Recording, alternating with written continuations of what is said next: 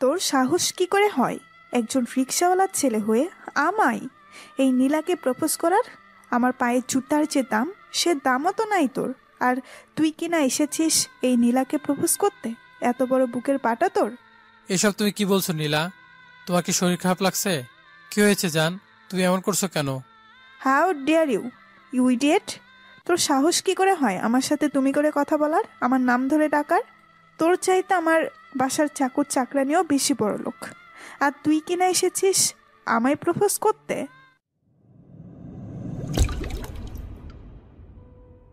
হাতের ওপর হাত বুলাচ্ছে আর বসে বসে কান্না করছে নীলা। আর নীলার ঠিক সামনে লাঠি হাতে দাঁড়িয়ে আছে নীলার সদ্য বিবাহিত বর আবির। আজকে আবির আর নীলার বাসর রাত। আর বাসর রাতে বরের হাতে লাঠির বাড়ি খেয়ে বসে বসে কাঁদছে নীলা। কাঁদতে কাঁদতে নীলা মেঝে থেকে উঠে দাঁড়ালো। আমি ড্যাডির কাছে যাব, তোকে আমি পুলিশে দিব। তোর এত বড় সাহস, তুই এই নীলার গায়ে হাত তুলিস? আমি তোর নামে মামলা করব। নীলার কথা শুনে আবির হাতের লাঠিটা দিয়ে আবারও সজোরে একটা বাড়ি মেরে দিল নীলার পিঠে। ওই, আমি তোমার স্বামী, তোমার সাহস কি করে হয় আমার সাথে তুই তুই করে কথা বলার? আপনি করে বলো, নইলে বাসরাতে আমার আদর খাওয়ার বদলে মার খেতে হবে তোমার।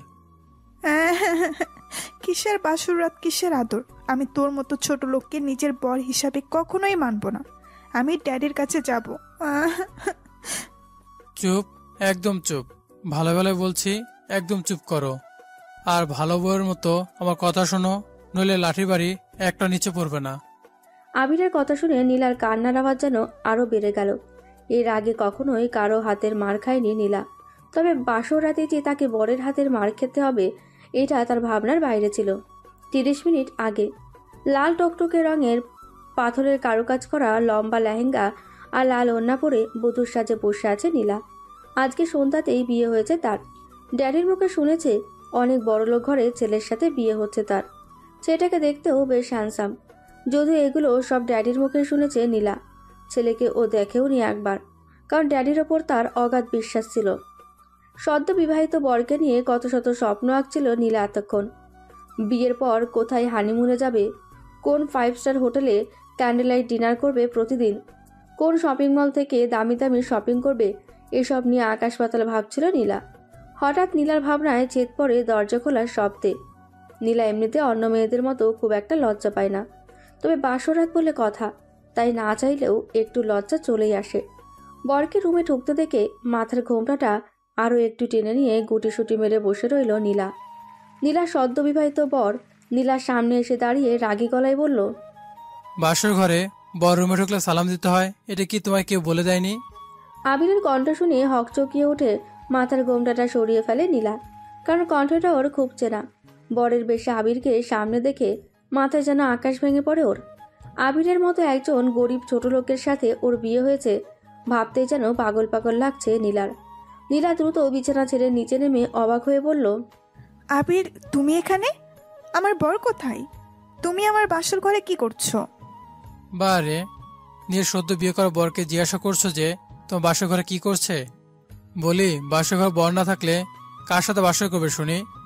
এখন সময় নষ্ট না করে সালাম করো জলদি। হোয়াট? তুমি আমার বর হতেই পারো না। আমার তো বিয়ে হয়েছে বিশাল বড় লোকের ছেলের সাথে, আর তুমি তো একজন ভিখারি। বলো আমার বর কোথায়? আমি আমার বরের কাছে যাব।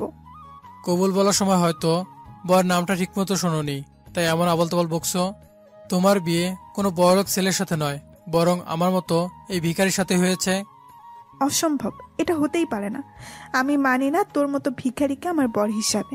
আমি চলে যাব, এই মুহূর্তে আমি চলে যাব এখান থেকে। ড্যাডি আমার সাথে এমনটা করতেই পারে না। কথাগুলো বলে দরজার দিকে পা বাড়ায় নীলা। সাথে সাথে রুমের এক কোনায় একটা লাঠি রাখা ছিল, সেটা হাতে নিয়ে নীলার হাতে বাড়ি মেরে দেয় আবির। লাঠির বাড়ি খেয়ে চিৎকার দিয়ে নিচে বসে পড়ে নীলা। তার পরের ঘটনা তো প্রথমেই বলা হলো। ওইভাবে বসে বসে নেকা কান্না না করে এখানে এসে পা টিপো জলদি। বিছানার ওপর শুয়ে পড়ে নীলার দিকে তাকিয়ে ওপরের কথাটা বলল আবির। আবিরের কথা শুনে নীলা কাঁদতে কাঁদতে নাক টেনে টেনে বলল, আমি পা টিপতে পারবো না। আমি ড্যাডির কাছে যাব। তোকে আমি পুলিশে দেব। তুই মিথ্যা বলে আমায় বিয়ে করেছিস। তোকে আমি স্বামী বলে মানি না। নীলার কথা শুনে লাঠিটা হাতে নিয়ে আবির রাগী গলায় বলল, তবে রে, 2টা বাড়ি খেয়ে এখনো পেট ভরেনি তাই না? আরো কয়েকটা লাগবে নাকি? কথাটা বলেই বাড়ি মারার জন্য লাঠিটা উঁচু করে ধরল আবির। সাথে সাথে ভয়ে চোখ বন্ধ করে নীলা চিৎকার করে বলল, দিচ্ছি দিচ্ছি, আমি পা টিপে দিচ্ছি, আর মেরো না প্লিজ। এই তোমার ভালো বউ, তাহলে আর বসে না থেকে এসো কাজে লেগে পড়ো। কথাটা বলেই বিছানায় গিয়ে শটাং হয়ে শুয়ে পড়ল আবির। না যাওয়া সত্ত্বে বাধ্য হয়ে নাক টানতে টানতে আবিরের কাছে গিয়ে আবিরের পা টিপতে লাগলো নীলা। পা টিপছে আর নাক টেনে টেনে কান্না করছে নীলা। সেদিকে আবিরের কোনো খেয়াল নেই। সে আরামে শুয়ে থেকে বউয়ের পা টিপে দেবার মজা উপভোগ করছে। বেশ কিছুক্ষণ পা টেপার পর নীলার এক হাত ধরে হ্যাঁচকা টান দিল আবির। আচমকা হাতে এমন টান পড়ায় ডাল সামলাতে না পেরে আবিরের বুকে আছড়ে পড়ল নীলা। সাথে সাথে আবির নীলাকে শক্ত করে জড়িয়ে ধরল। ওই, একদম নড়াচড়া করবে না, আমি এখন ঘুমাবো। ঘুমাবি তো ঘুমা না, আমাকে ছাড় বেটা ছোট লোক, আমি তোর সাথে ঘুমাবো না। লাঠি কি তাহলে আবার আনবো? ভালোই ভালোই আমাকে ঘুমাতে দাও, আর নিজেও ঘুমাও। নইলে সারা রাত ধরে না ঘুমিয়ে আমার পা টিপতে হবে, আর লাঠি বাড়ি খেতে হবে তোমার। আবিরের কথা শুনে শব্দ করে কাঁদতে লাগলো নীলা। ও ড্যাডি গো, আমায় এই ছোট লোকের কাছ থেকে নিয়ে যাও, আমি এর সাথে থাকবো না। ওই চুপ, একদম চুপ, নইলে মাথার উপরে তুলে একটা আছাড় মারবো বলে দিলাম। চুপ করে ঘুমা বলছি, কালকে আবার আমাদের আশার বাড়ি যেতে হবে। আবিরের কথা শুনে নাক টেনে ধরা গলায় নীলা বলল, আসল বাড়ি মানে? এটা কার বাড়ি তাহলে? তোমার কি মনে হয় নীলা, আমার মতো একজন গরিব ছেলে বাড়ি এটা হবে? আরে, এটা তো আমি একদিনের জন্য ভাড়া নিয়েছি তোমার বিয়ে করব বলে। কালকে তোমার আমার আশার বাড়িতে যাব, আমাদের কুড়ে ঘরে। এখন ঘুমাও তো। আবিরের কথা শুনে নীলার মাথায় যেন আকাশ ভেঙে পড়ল। ওর মতো এমন বড় লোকের একমাত্র মেয়ে কিনা কুড়ে ঘরে থাকবে, ভাবতেই অবাক লাগছে নীলার। কিন্তু লাঠির বাড়ি খাওয়ার ভয়ে কিছু বলারও সাহস পাচ্ছে না ও। তাই মনে মনে বুদ্ধি করল, আবির ঘুমালে ও চুপি চুপি উঠে পালিয়ে যাবে। মনে মনে এসব ভেবে ঘুমিয়ে পড়ার ভান ধরল নীলা। আবির ও নীলাকে পরম যতনে বুকে জড়িয়ে নিয়ে ঘুমিয়ে পড়ল। মাঝরাতে আস্তে করে চোখ খুলে আবিরের দিকে তাকালো নীলা। যখন বুঝতে পারল আবির বিভোরে ঘুমাচ্ছে, তখন খুব সাবধানে বিছানা ছেড়ে নেমে গেল নীলা। তারপর ধীর পায়ে দরজার দিকে পা বাড়ালো। দরজার কাছে গিয়ে দরজার লক খোলার জন্য হাত বাড়াতেই নীলার হাতটা খপ করে ধরে ফেলল আবির। কি হলো জানেমান, সদ্য বিবাহিত স্বামীকে ছেড়ে বাসরাতে বাসর না করে পালিয়ে যাচ্ছ? এটা কি করে মেনে নেব বলো তো? কে স্বামী? কিসের স্বামী? আমি তোর মতো একটা ছোট লোককে কখনোই আমার স্বামী হিসাবে মানব না। আমার স্বামী হওয়ার কোনো যোগ্যতাই নেই তোর মাঝে। কথাটা বলার সাথে সাথে নীলা গালে ঠাস করে আবিরের চড়কে ফ্লোরে পড়ে গেল নীলা। আবির নীলার কাছে এগিয়ে গিয়ে নীলা চুলের মুঠি ধরে নিজের দিকে ঘুরালো। স্বামী হিসেবে যখন মানতেই পারবি না, তখন আমার সাথে ভালোবাসা নাটক কেন করেছিলি? কেন গ্রাম থেকে আসা একটা সহজ সরল ছেলের বুকে ভালোবাসা তীর মেরেছিলি? কেন আমি বারবার ইগনোর করা সত্ত্বেও আমার পিছু পিছু ঘুরে আমার মনে ভালোবাসা ফুল ফুটিয়েছিলি? আর কেনই বা বিনা দোষে তোর জন্য আমাকে জেল খাটতে হয়েছিল? উত্তর দে আমায়। কথাগুলো বলেই আবারও নীলার গালে থাপ্পড় মারল আবির। আবিরের হাতের মার খেয়ে নীলার ঠোঁট কেটে গিয়ে রক্ত পড়তে শুরু করলো। নীলা গালে হাত দিয়ে কেঁদে চলেছে একাধারে। নীলার ঠোঁটে রক্ত দেখে নীলাকে কোলে তুলে নিল আবির। নীলাও মার খাওয়ার ভয়ে আর কিছু বলছে না। কোলে করে বিছানায় এনে বসিয়ে দিল নীলাকে আবির। তারপর নীলার ঠোঁটের কাটা জায়গাটা পরিষ্কার করে দিয়ে আলতো করে একটা চুমু এঁকে দিয়ে গম্ভীর গলায় বলল, ঘুমিয়ে পড়ো, সকাল সকাল ঘুম থেকে উঠে রওনা দিতে হবে। আবিরের কথা শুনে নীলা চিল্লিয়ে কিছু বলতে যাবে, তার আগেই আবির রাগী গলায় বলে উঠল, আর একটা কথা বললে তোমার জন্য ব্যাপারটা খুব কঠিন হয়ে যাবে নীলা। ভালো ব্যবহার করছি বলে ভেবো না আমি সে আগের মতো সহজ সহজ ছেলে হয়ে আছি। আমার খারাপ রূপটা দেখতে না চাইলে চুপচাপ ঘুমিয়ে পড়ো। আবিরের কথা শুনে আর কিছু বলার সাহস হলো না নীলার। নীলা বাধ্য মেয়ের মতো শুয়ে ঘুমিয়ে পড়ল। আর আবির চলে গেল ব্যালকনিতে। ব্যালকনির গ্রিল ধরে আকাশের দিকে তাকিয়ে আছে আবির। চোখ থেকে ঝরে পড়ছে কষ্টের অশ্রুধারা। আকাশের দিকে তাকিয়ে 1.5 বছর আগের অতীতে ডুব দিল আবির। 1.5 বছর আগে গ্রাম থেকে খুব ভালো রেজাল্ট নিয়ে ঢাকা শহরে কলেজে পড়ার জন্য চোখে হাজার স্বপ্ন নিয়ে আসে আবির। আবিরের মা আবির ছোট থাকতেই মারা যান। সৎ মা আবিরকে কষ্ট দেবে ভেবে আবিরের বাবা আর বিয়ে শাদী করেন না। সারাদিন রিক্সা চালিয়ে কোনো রকমে বাপ ছেলে মিলে সুখেই ছিল আবিরের বাবা আর আবির। আবিরের বাবা অনেক পড়াশোনা জানা ভালো শিক্ষিত লোক হলেও কেন জানে না সে কোনো চাকরি করতো না, বরং রিক্সা চালিয়ে যা রোজগার করত সেটা দিয়েই বাবা ছেলের বেশ ভালোভাবেই চলে যেত। বাবার কষ্ট হবে ভেবে আবির ঢাকায় পড়াশোনা করতে চায়নি, কিন্তু ওর বাবার জোরাজুরিতেই ঢাকার কলেজে ভর্তি হওয়ার জন্য রাজি হয় আবির। গ্রাম থেকে ঢাকায় এসে নিজেকে খুব অসহায় লাগতো আবিরের কাছে, কিন্তু বাবার স্বপ্ন পূরণ আবিরকে করতেই হবে। বাবাকে যে খুব বেশি ভালোবাসতো আবির। ঢাকায় আসার পর আবিরের বাবার পরিচিত একজন লোকের বাসায় ওঠে আবির। লোকটা বেশ ভালো ছিল, আবিরকে সে অনেক ভালোবাসতো। ঢাকায় এসে ঢাকার একটা নামি দামি কলেজে ভর্তি হয় আবির।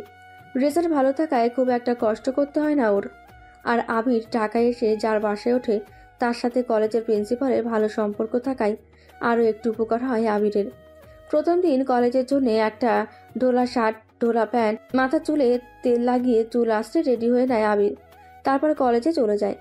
কলেজের সবাই আবিরকে দেখে বেশ হাসাহাসি করে, এক একজন এক এক রকম অপমানজনক কথাও বলে, কিন্তু আবির সেগুলো গায়ে না লাগিয়ে মনোযোগ দিয়ে পড়াশোনায় ব্যস্ত হয়ে পড়ে। আবিরের তখন মাথায় একটাই চিন্তা ছিল, আর সেটা হলো বাবার স্বপ্ন ওকে যে করেই হোক পূরণ করতেই হবে। ঢাকা শহরে আসার পর প্রায় 2 মাস কেটে যায় আবিরের।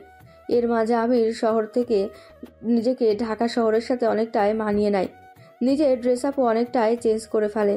আবিরকেও তখন অনেকটাই স্মার্ট লাগতো, কিন্তু আবির কলেজের কারোর সাথে কথা বলতো না, সবসময় পড়াশোনার মাঝে নিজেকে ডুবিয়ে রাখতো। আবিরকে দেখতে 5 ফুট 10 ইঞ্চি হাইট, গায়ের রং উজ্জ্বল শ্যাম, মায়াবী চোখ, চৌকো নাক আর মুখে সবসময় মিষ্টি হাসি। আবিরের চেহারাতেই ছিল একটা নিষ্পাপ ভাব, আর বেশ হ্যান্ডসামও। পড়াশোনায় ভালো হয় অনেক মেয়ে আবিরের সাথে প্রেম করার জন্য এগিয়ে এসে কথা বলতে চাইতো, কিন্তু আবির সবসময় নিজেকে গুছিয়ে নিত সবার থেকে, কখনো কোনো মেয়ের সাথে ইচ্ছা করে কথা বলতো না। একদিন আবির কলেজের গেট দিয়ে কলেজে ঢুকতেই একটি মেয়ে দৌড়ে এসে আবিরের উপর আছড়ে পড়ে। ঘটনার আকস্মিকতায় কিছু বুঝে ওঠার আগেই মেয়েটিকে নিয়ে নিচে পড়ে যায় আবির। হাতে বেশ ব্যথাও পায় আবির, কিন্তু সেদিকে পাত্তা না দিয়ে মেয়েটির দিকে না তাকিয়েই নিজের থেকে তাড়াতাড়ি মেয়েটিকে সরিয়ে দিয়ে উঠে দাঁড়ায় আবির। তারপর অন্যদিকে ঘুরে সরি বলেই হনহনিয়ে সেখান থেকে চলে যায় আবির। আবির চলে গেলেও পেছনে থাকা মেয়েটা এটা মানতে পারে না যে ওকে কেউ ইগনোর করে চলে গেল। ঢাকার বিশিষ্ট শিল্পপতির একমাত্র সুন্দরী মেয়ে নীলা, যেমন তার রূপ তেমনই তার অহংকারে ভরা, আর রাগটা যেন তার আকাশ ছোঁয়া। ওর দিকে না তাকিয়ে এভাবে চলে যাওয়াকে মেনে নিতে পারে না নীলা। রাগে ফোঁস করতে থাকে ও। আর তখনই নীলার বান্ধবী অনু আর আঁখি এসে বলে, কি রে নীলা, এটা কি হলো বলতো? তোর দিকে একবার ফিরেও তাকালো না ছেলেটা। আরে আমাদের তো ভাবতেই অবাক লাগছে, তোকে দেখো না দেখার মতো করে চলে গেল। এই তোর রূপের পাহাড়। ওই গেও ভুট্টার এত বড় সাহস, ও আমাকে ইগনোর করে, এই নীলাকে ইগনোর করে। ওকে তো আমি মেরেই ফেলবো। মেরে ফেললেই কি সবকিছু ঠিক হয়ে যাবে বল? ওই ছেলেটা তো তোকে দেখে এমন ভাব করলো যেন তোর রূপে ওর কিছুই যায় আসে না। তাহলে আমি ওকে হাত পা ভেঙে কলেজ থেকে বের করে দেওয়ার ব্যবস্থা করব। তাতে কি তোর অপমানের প্রতিশোধ নেওয়া হবে বল? বরং সবই বলবে গ্রামের একজন গেয়ভূত তোর মতো রূপবতীকে পাত্তাই দেয়নি। বান্ধবীদের কথায় রাগে যেন নিজের মাথার চুল ছিঁড়তে ইচ্ছে করছে নীলার, কিন্তু তবুও নীলা নিজেকে শান্ত করে বলে, তাহলে আমি কি করব বল? কি করলে আমার প্রতিশোধ নেওয়া হবে? এমন কিছু কর যেন ওই ছেলেটা তোর পিছনে পোষা কুকুরের মতো ঘুরঘুর করে, তোর ভালোবাসায় পাগল হয়ে যায়, তাহলেই বুঝবো তোর রূপের বাহার। হোয়াট? তোর কি মাথা খারাপ হয়ে গেছে আখি? কি বলছিস কি তুই? আমি কিনা প্রেম করব ওই গেও ভুট্টার সাথে? Impossible, just impossible.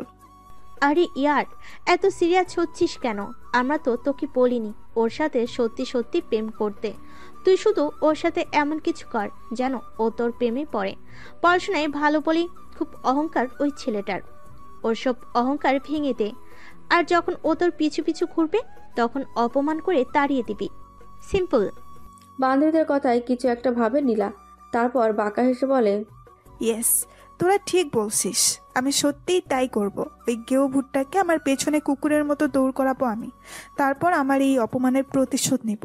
আর এটা আমার চ্যালেঞ্জ, এই নীলার চ্যালেঞ্জ এটা।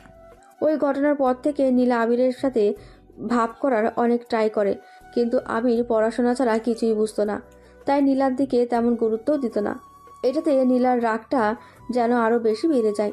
নীলা ভাবতে থাকে কি করে আবিরকে নিজের ফাঁদে ফেলা যায়। 1 মাস পর আবির লাইব্রেরিতে বসে বই পড়ছিল, তখনই নীলা গিয়ে আবিরের সামনে দাঁড়ায়।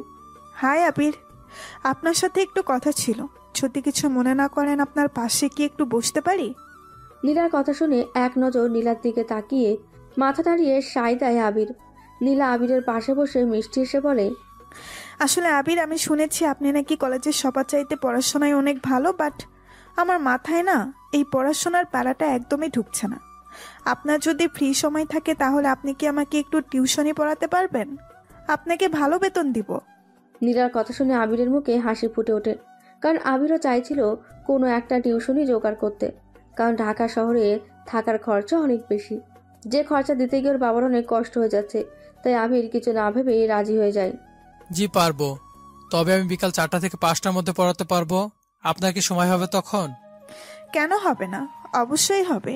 আমি তো এই সময়েরই অপেক্ষা করছিলাম। মানে ঠিক বুঝলাম না। ও কিছু না, তাহলে আপনি আজকে বিকেল থেকেই পড়ানো শুরু করুন। আমি আপনাকে পিক করে নিয়ে যাব। আপনার অ্যাড্রেসটা দিন। না না, তার কোনো দরকার হবে না। আপনি বলুন আপনি কোথায় পড়বেন, আমি সেখানে সময় মতো চলে যাব ইনশাআল্লাহ। তারপর নীলা নিজের বাসার ঠিকানা আবিরকে দিয়ে দেয়। নীলার বাবা বিজনেসের কাজে দেশের বাইরে থাকায় নীলার আরও একটু সুবিধা হয়। আবিরের মতো নীলার মাও ছোটবেলায় মারা গেছেন, তাই নীলাদের বাসায় কাজের লোক ছাড়া আর কেউ থাকতো না। বিকেল 4টের সময় নীলার বাসার সামনে পৌঁছে যায় আবির। নীলাদের বাসার সামনে পৌঁছে একদম হাঁ হয়ে যায় আবির। বিশাল বড় নীলাদের বাড়ি, আর গেট দিয়ে ঢুকতেই 4-5টা প্রাইভেট গাড়ি দেখতে পায় আবির। বিশাল বড় দোতলা বাসা, ঘরের সামনে অনেকটা বাগানের মতো করে ফুল গাছ লাগানো। আবির বেশ কিছুক্ষণ চারিদিকে চেয়ে চেয়ে দেখতে থাকে। হঠাৎ নীলার ডাকে ধ্যান ভেঙে আবিরের। আবির স্যার, আপনি এসেছেন? আসুন আসুন, ভেতরে আসুন। নীলার ডাকে পেছন ফিরে আবির। নীলা কালো রঙের একটা সালোয়ার কামিজ পরে হালকা সাজে সেজে আছে, চুলগুলো ছেড়ে রাখা। অনেক সুন্দর দেখতে লাগছে নীলাকে। আবির নীলার দিকে কিছুক্ষণ তাকিয়ে থেকে চোখ নামিয়ে নেয়। তারপর নীলার সাথে ভেতরে চলে যায় পড়াশোনার জন্য। নীলা বেশ ভালোভাবে পড়তে থাকে আবিরের কাছে। ওকে দেখে বা ওর কথা শুনে মনেই হয় না যে ও এত বড় লোক পরিবারের মেয়ে। ড্রেস আপও পরে একদম সাদাসিধা। নীলার এমন ভালো আচরণ আর অহংকার মুক্ত দেখে আবিরের মনে একটা ভালো লাগা সৃষ্টি হয় নীলার জন্য।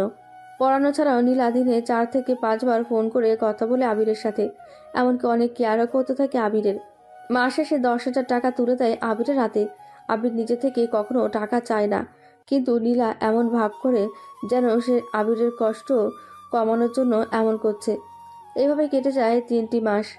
আবির আর নীলা এখন অনেকটাই কাছাকাছি চলে আসে। একদিন ছুটির দিনে নীলা আবিরকে ফোন করে ওর বাসায় ডাকে। আবিরও খুশি হয়ে চলে যায় নীলার বাসায়। আবিরকে অবাক করে দিয়ে নীলা খাঁটি বাঙালি মেয়েদের মতো করে শাড়ি পরে হালকা সাজে সামনে আসে আবিরের। আবির নীলাকে দেখে একদম পাথর হয়ে যায়। এমনিতেই আবিরের মাঝে ভালো লাগা কাজ করত নীলার জন্যে, কিন্তু সেই ভালো লাগাটা যে কখন ভালোবাসা হয়ে যায় আবির জানতই না। লাল পাড়ে সাদা শাড়ি সুন্দর করে গ্রামের মতো করে পরেছে নীলা, সাথে কানে বড় বড় একজোড়া ঝুমকো, চোখে গাঢ় করে কাজল, কপালে ছোট্ট একটি লাল টিপ, গলায় লাল পাথরের নেকলেস, চুলগুলো খোপা করে তাতে লাল টুকটুকে গোলাপ গুজে রেখেছে নীলা। ঠোঁটে পড়েছে গাঢ় করে লাল লিপস্টিক, হাত ভর্তি লাল সাদা মিক্সড চুড়ি। সব মিলিয়ে একদম অসাধারণ দেখতে লাগছে ওকে। আবির নীলাকে এমন সাজে দেখে নিজের জায়গাতেই যেন জমে আছে। নীলা গুটি গুটি পায়ে আবিরের সামনে এসে দাঁড়ায়। আবির এখনো যেন কোনো ঘোরের মধ্যে রয়েছে। নীলা আবিরের সামনে হাতের চুড়িগুলো বাজিয়ে বলে ওঠে, কি হলো আবির, কিছু বলবে না আমায়? শুধু কি হা করে দেখেই যাবে? আমার বুঝি লজ্জা করছে না? নীলার কথায় ধ্যান ভাঙে আবিরের। আবির বেশ কিছুটা লজ্জা পেয়ে নীলার দিক থেকে চোখ নামিয়ে নেয়। তারপর হালকা কেসে বলে, আমায় তুমি ডেকেছো কেন নীলা? আর তুমি আমার স্যার না ডেকে নাম ধরে কেন ডাকছো, তাও আবার তুমি তুমি করে? আবিরের কথায় নীলা লজ্জা পাওয়ার ভান করে বলে, তুমি কি সত্যি বুঝতে পারছো না আবির? তাহলে শোনো, আমি তোমায় ভালোবাসি আবির। কলেজে প্রথম দেখাতেই তোমার প্রেমে পড়ে যাই আমি। আমার মন প্রাণ আমার অস্তিত্ব জুড়ে শুধু তোমারই বসবাস। প্লিজ আবির, আমায় ফিরিয়ে দিও না। আজকের এই শ্বাস আমি শুধু তোমার জন্য, আমার আবিরের জন্য সেজেছি। প্লিজ আবির, আমার ভালোবাসা গ্রহণ করো। তুমি আমায় গ্রহণ না করলে যে আমার আত্মহত্যা করা ছাড়া কোনো উপায় থাকবে না। নীলার কথা শুনে আবির মুখটা শুকিয়ে যায়, কারণ আবিরও যে এই কয়দিনে নীলাকে ভালোবেসে ফেলেছে। তুমি একই বলছো নীলা, এটা হয় না। কোথায় তুমি আর কোথায় আমি? আমি সামান্য একটা রিক্সাওয়ালার ছেলে, আর তুমি বড়লোকের একমাত্র মেয়ে। আমার সাথে তোমার কিছুতে যায় না নীলা। এটা অসম্ভব। আবিরের কথা শুনে চট করে আবিরকে জড়িয়ে ধরে নীলার এমন আচরণে অবাক হয়ে যায় আবির। প্লিজ আবির, এভাবে বলো না। তোমার জন্য আমি সব করতে পারি। আমি আমার সব কিছু ছেড়ে তোমার কাছে চলে যাব। দরকার হলে একবেলা খাবো তো একবেলা না খেয়ে থাকবো, তবুও আমি চাই তোমায় আবির। নইলে আমি বাঁচতে পারবো না, তোমাকে ছাড়া মরে যাব আমি। নীলার এমন আচরণে অবাক হয়ে যায় আবির। নীলার কথা শুনে আর না করতে পারে না আবির। আবিরও নীলাকে বুকে জড়িয়ে নেয়। তখনও আবির জানতো না তার জন্য নীলা ঠিক কী প্ল্যান করে রেখেছে। এভাবেই কেটে যায় আরও 10 দিন। এই 10 দিনে নীলা পুরোপুরিভাবে আবিরের বিশ্বাস জিতে নেয়। নীলা আবিরকে বলে কলেজের মাঠে সবার সামনে ওকে প্রপোজ করতে। আবিরও ভালোবাসা আর বিশ্বাসের কারণে রাজি হয়ে যায়। সেদিন ছিল কলেজের নবীনবরণ উৎসব। আবির লাল টুকটুকে একগুচ্ছ গোলাপ হাতে কলেজের সবার সামনে নীলার সামনে গিয়ে দাঁড়ায়। তারপর হাঁটু গেড়ে বসে নীলার সামনে সকলের সামনে নীলাকে প্রপোজ করে আবির। আবিরের মনে ছিল অপুরন্ত ভালোবাসা আর বিশ্বাস, কিন্তু আবিরের সেই বিশ্বাস এক নিমেষে মাটির সাথে মিশিয়ে দেয় নীলা। আবিরের হাত থেকে ফুলগুলো নিয়ে জোরে ছুটে মারে আবিরের মুখে। তোর সাহস কি করে হয় একজন রিক্সাওয়ালার ছেলে হয়ে আমায়, এই নীলাকে প্রপোজ করার? আমার পায়ের জুতার যে দাম, সে দামও তো নাই তোর। আর তুই কিনা এসেছিস এই নীলাকে প্রপোজ করতে? এত বড় বুকের পাটা তোর? নীলার এমন আচরণে আবিরের পায়ের নিচের মাটি যেন সরে যায়। নিজের কানকেও বিশ্বাস করতে পারছে না আবির। এসব তুমি কি বলছো নীলা? তোমার কি শরীর খারাপ লাগছে? কি হয়েছে জান, তুমি এমন করছো কেন? How dare you, you idiot! তোর সাহস কি করে হয় আমার সাথে তুমি করে কথা বলার, আমার নাম ধরে ডাকার? তোর চাইতে আমার বাসার চাকর চাকরানিও বেশি বড় লোক, আর তুই কিনা এসেছিস আমায় প্রপোজ করতে? নীলা কথাগুলো বলতে বলতে সেখানে এসে হাজির হয় 4-5 জন পুলিশের লোক। পুলিশকে দেখে নীলা বলে, স্যার আপনারা এসেছেন? আমি আপনাদের ফোন করেছিলাম। এই যে গেও ছেলেটাকে দেখছেন, এই ছেলেটা আমার দামি গলার হার চুরি করেছে। আপনি একে গ্রেফতার করুন, আর পকেট চেক করলে আপনারা হারটা পেয়ে যাবেন। নীলার কথা যেন মাথায় আকাশ ভেঙে পড়ে আবিরের। কারণ নীলা যখন আবিরকে বলে কলেজের মাঠে ওকে প্রপোজ করার জন্য, তখন নীলা একটা দামি হার আবিরকে দিয়ে বলে ওটা যেন আবির নিজের কাছে রাখে, কলেজে আসলে নিয়ে দেবে। আবির তখন ভাবতেও পারেনি নীলা ওর সাথে এমনটা করবে। পুলিশের লোকেরা আবিরের পকেট থেকে হারটা পায় আর আবিরকে গ্রেপ্তার করে নিয়ে যায়। যাওয়ার সময় আবিরের চোখ থেকে টপ টপ করে পানি পড়ছিল। বিশ্বাস ভাঙার কষ্টটা যে কতটা বেশি আবির সেটা বুঝতে পারেছিল। কিন্তু কলেজের মাঠ জুড়ে তখন পড়েছিল হাসাহাসির রোল। জেলখানাতে থাকা অবস্থায় নীলা আসে আবিরের কাছে। নীলাকে দেখে আবির ভেবেছিল নীলা হয়তো নিজের ভুল বুঝতে পেরে ওকে ছাড়াতে এসেছে। কিন্তু নীলা সেদিন বলে ও আবিরের ওপর প্রতিশোধ নেওয়ার জন্যে বান্ধবীদের সাথে বাজি ধরে আবিরের সাথে প্রেমের অভিনয় করেছে। আবির সেদিন একটা কথা বলেনি নীলাকে, শুধু ঘৃণা ভরা অসহায় চোখে তাকিয়েছিল নীলার দিকে। নীলা চলে যাওয়ার একটু পরেই আবিরের কাছে খবর আসে আবির জেলখানায় শুনে ওর বাবা হার্ট অ্যাটাক করে মারা গেছেন। আবির প্রায় পাগল হয়ে যায় ওর বাবার মৃত্যু শোকে। একমাত্র নীলার কারণে ওর বাবার স্বপ্ন পূরণ করতে পারেনিও। বাবাকে হারাতে হয়েছিল সেদিন আবির মনে মনে প্রমিস করে নীলার সব অহংকার ও চুরমার করে দেবে। নীলাকেও একজন প্রকৃত বাঙালি বউ বানাবে। ব্যালকনিতে দাঁড়িয়ে অতীতের সেই কথাগুলোই নিয়ে ভাবছিল আবিরের চোখ দুটো বারবার ভিজে যাচ্ছিল অসম্ভব কষ্টে। ভোর 4:30। মুখের ওপর ঠান্ডা পানি ঝটকা লাগায় ঘুম ভাঙে নীলার। ঘুম ভাঙতেই লাফিয়ে উঠে বসে নীলা। তারপর চোখ ডলতে ডলতে বলে, how dare you, you stupid! কি করলে কি এটা? এভাবে আমার মুখে পানি ছুঁড়ে মারার মানে কি? নীলার কথা শুনে গ্লাস হাতে নীলার পাশে বসে বাঁকা হাসে আবির বলল, মনে হচ্ছে কাল রাতের কথাগুলো সব ঘুমের ঘরে ভুলে গেছো, তাই না নীলা? ওকে গুড, তুমি চাইলে আমি আবার মনে করে দিতে পারি।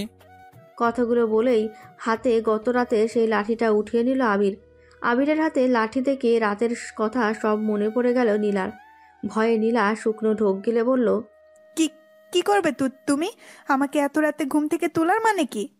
এত রাত নয়, বরং ভোর বলো। আর আমি তোমায় তুলেছি কারণ তুমি এখন ফ্রেশ হয়ে এসে নামাজ পড়বে। তাই যাও, বিছানা থেকে নেমে কাপড় পাল্টে উজু করে এসে নামাজ পড়ো। আবিরের কথা শুনে নীলা ভ্রু কুঁচকে পড়ল, নামাজ? কিন্তু আমি তো জীবনেও কখনো নামাজ পড়িনি, আর নামাজ পড়তেও জানি না। আমি নামাজ পড়বো না, আমি ঘুমাবো। কথাটা বলে যেই না শুয়ে পড়তে নিল নীলা, সাথে সাথে আবির নীলার পেছনে একটা বাড়ি মেরে দিল। নীলা চিৎকার করে উঠে নাকে কাঁদতে শুরু করলো। নীলার কান্না দেখে আবির রাগী গলায় বলল, আমি 1 থেকে 5 পর্যন্ত গুনবো, এর মাঝে তোমাকে বিছানা ছেড়ে নেমে ওয়াশরুমে যেতে হবে অজু করার জন্য, তা না হলে এটার বাড়ি একটাও নিচে পড়বে না। আবিরের কথা শুনে ঠোঁট উল্টে ন্যাকা কান্না শুরু করলো নীলা। আবির সেদিকে গুরুত্ব না দিয়ে 1, 2, 3 গুনতে শুরু করলো।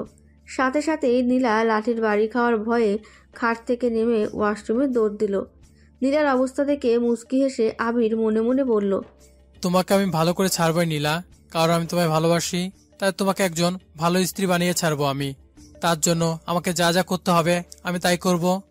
ওয়াশরুমের বাইরে দাঁড়িয়ে দরজায় টোকা দিয়ে আবির বলল, নামাজের ওয়াক্ত শেষ হয়ে যাচ্ছে, জলদি ফ্রেশ হয়ে বাইরে বের হও। আবিরের কথা শুনে রাগে দাঁত কিরমির করে নীলা মনে মনে বলল, একবার শুধু তোর হাত থেকে মুক্তি পেয়ে নেই আবির, তারপর তুই বুঝবি এই নীলা তোকে কি করতে পারে। নীলার গায়ে তুই যে হাত দিয়ে আঘাত করেছিস, সেই হাত কুচি কুচি করে না কাটতে পারলে আমার নামও নীলা নয়। মনে মনে আমার বকাবকি বন্ধ হয়ে থাকলে এখন জলদি বের হও নীলা। নামাজের ওয়াক্ত শেষ হয়ে যাবে। আবিরের কথা শুনে এত করে নীলার মনে হলো ওয়াশরুমের আসার আগে কোনো ড্রেস নিয়ে আসেনি। এদিকে গায়ে থাকা বিয়ের পোশাকটাও খুলে রেখেছে, শুধু তাওয়াল পরে আছে ও। আবির, আমি ভুল করে কোনো জামা কাপড় না নিয়েই ওয়াশরুমে চলে এসেছি, আর এখন আমি শুধু তোয়ালা পরে আছি। এখন আমি বাইরে বের হব কি করে? নীলার কথা শুনে আবির তার ব্যাগ থেকে একটি অনেক সুন্দর সুন্নতি পোশাক আর পাজামা ওড়না বের করে এনে ওয়াশরুমের দরজায় টোকা দিয়ে বলল, দরজাটা একটু খোলো, আমি তোমার জন্য পোশাক এনেছি, সেগুলো পরে নাও। ভয় নেই, আমার এখন তোমাকে দেখার মতো মুড নেই, তাই সময় নষ্ট না করে পোশাকটা পরে নাও। আবিরের কথা শুনে না যাওয়া সত্ত্বেও হালকা একটু দরজা খুলল নীলা। তারপর আবিরের হাত থেকে এক ঝটকায় কাপড়গুলো নিয়েই দরজা লাগিয়ে দিল। নীলার এমন করা দেখে মুচকি আসলো আবির। নীলা কাপড়গুলো ভালো করে দেখে নাক ছিটকে বলল, ছি, কি এগুলো? এই 2 পয়সার পোশাকগুলো কে পরবে? আমি বাবা এসব পরতে পারবো না। আমার জিন্স আর টপস কই? আজ থেকে তুমি এগুলোই পরবে নীলা, একজন মুসলিম মেয়ের এটাই হলো আসল পোশাক। জিন্স টপের কথা ভুলে যাও। ইম্পসিবল, আমি এগুলো কিছুতেই পরতে পারবো না। আমার জিন্স আর টপস চাই। ওকে ফাইন, তোমাকে কিছুই পরতে হবে না, তুমি টাওয়াল পরে বাইরে এসো। তারপর কাল রাতে যেটা হয়নি সেটা এখন করব।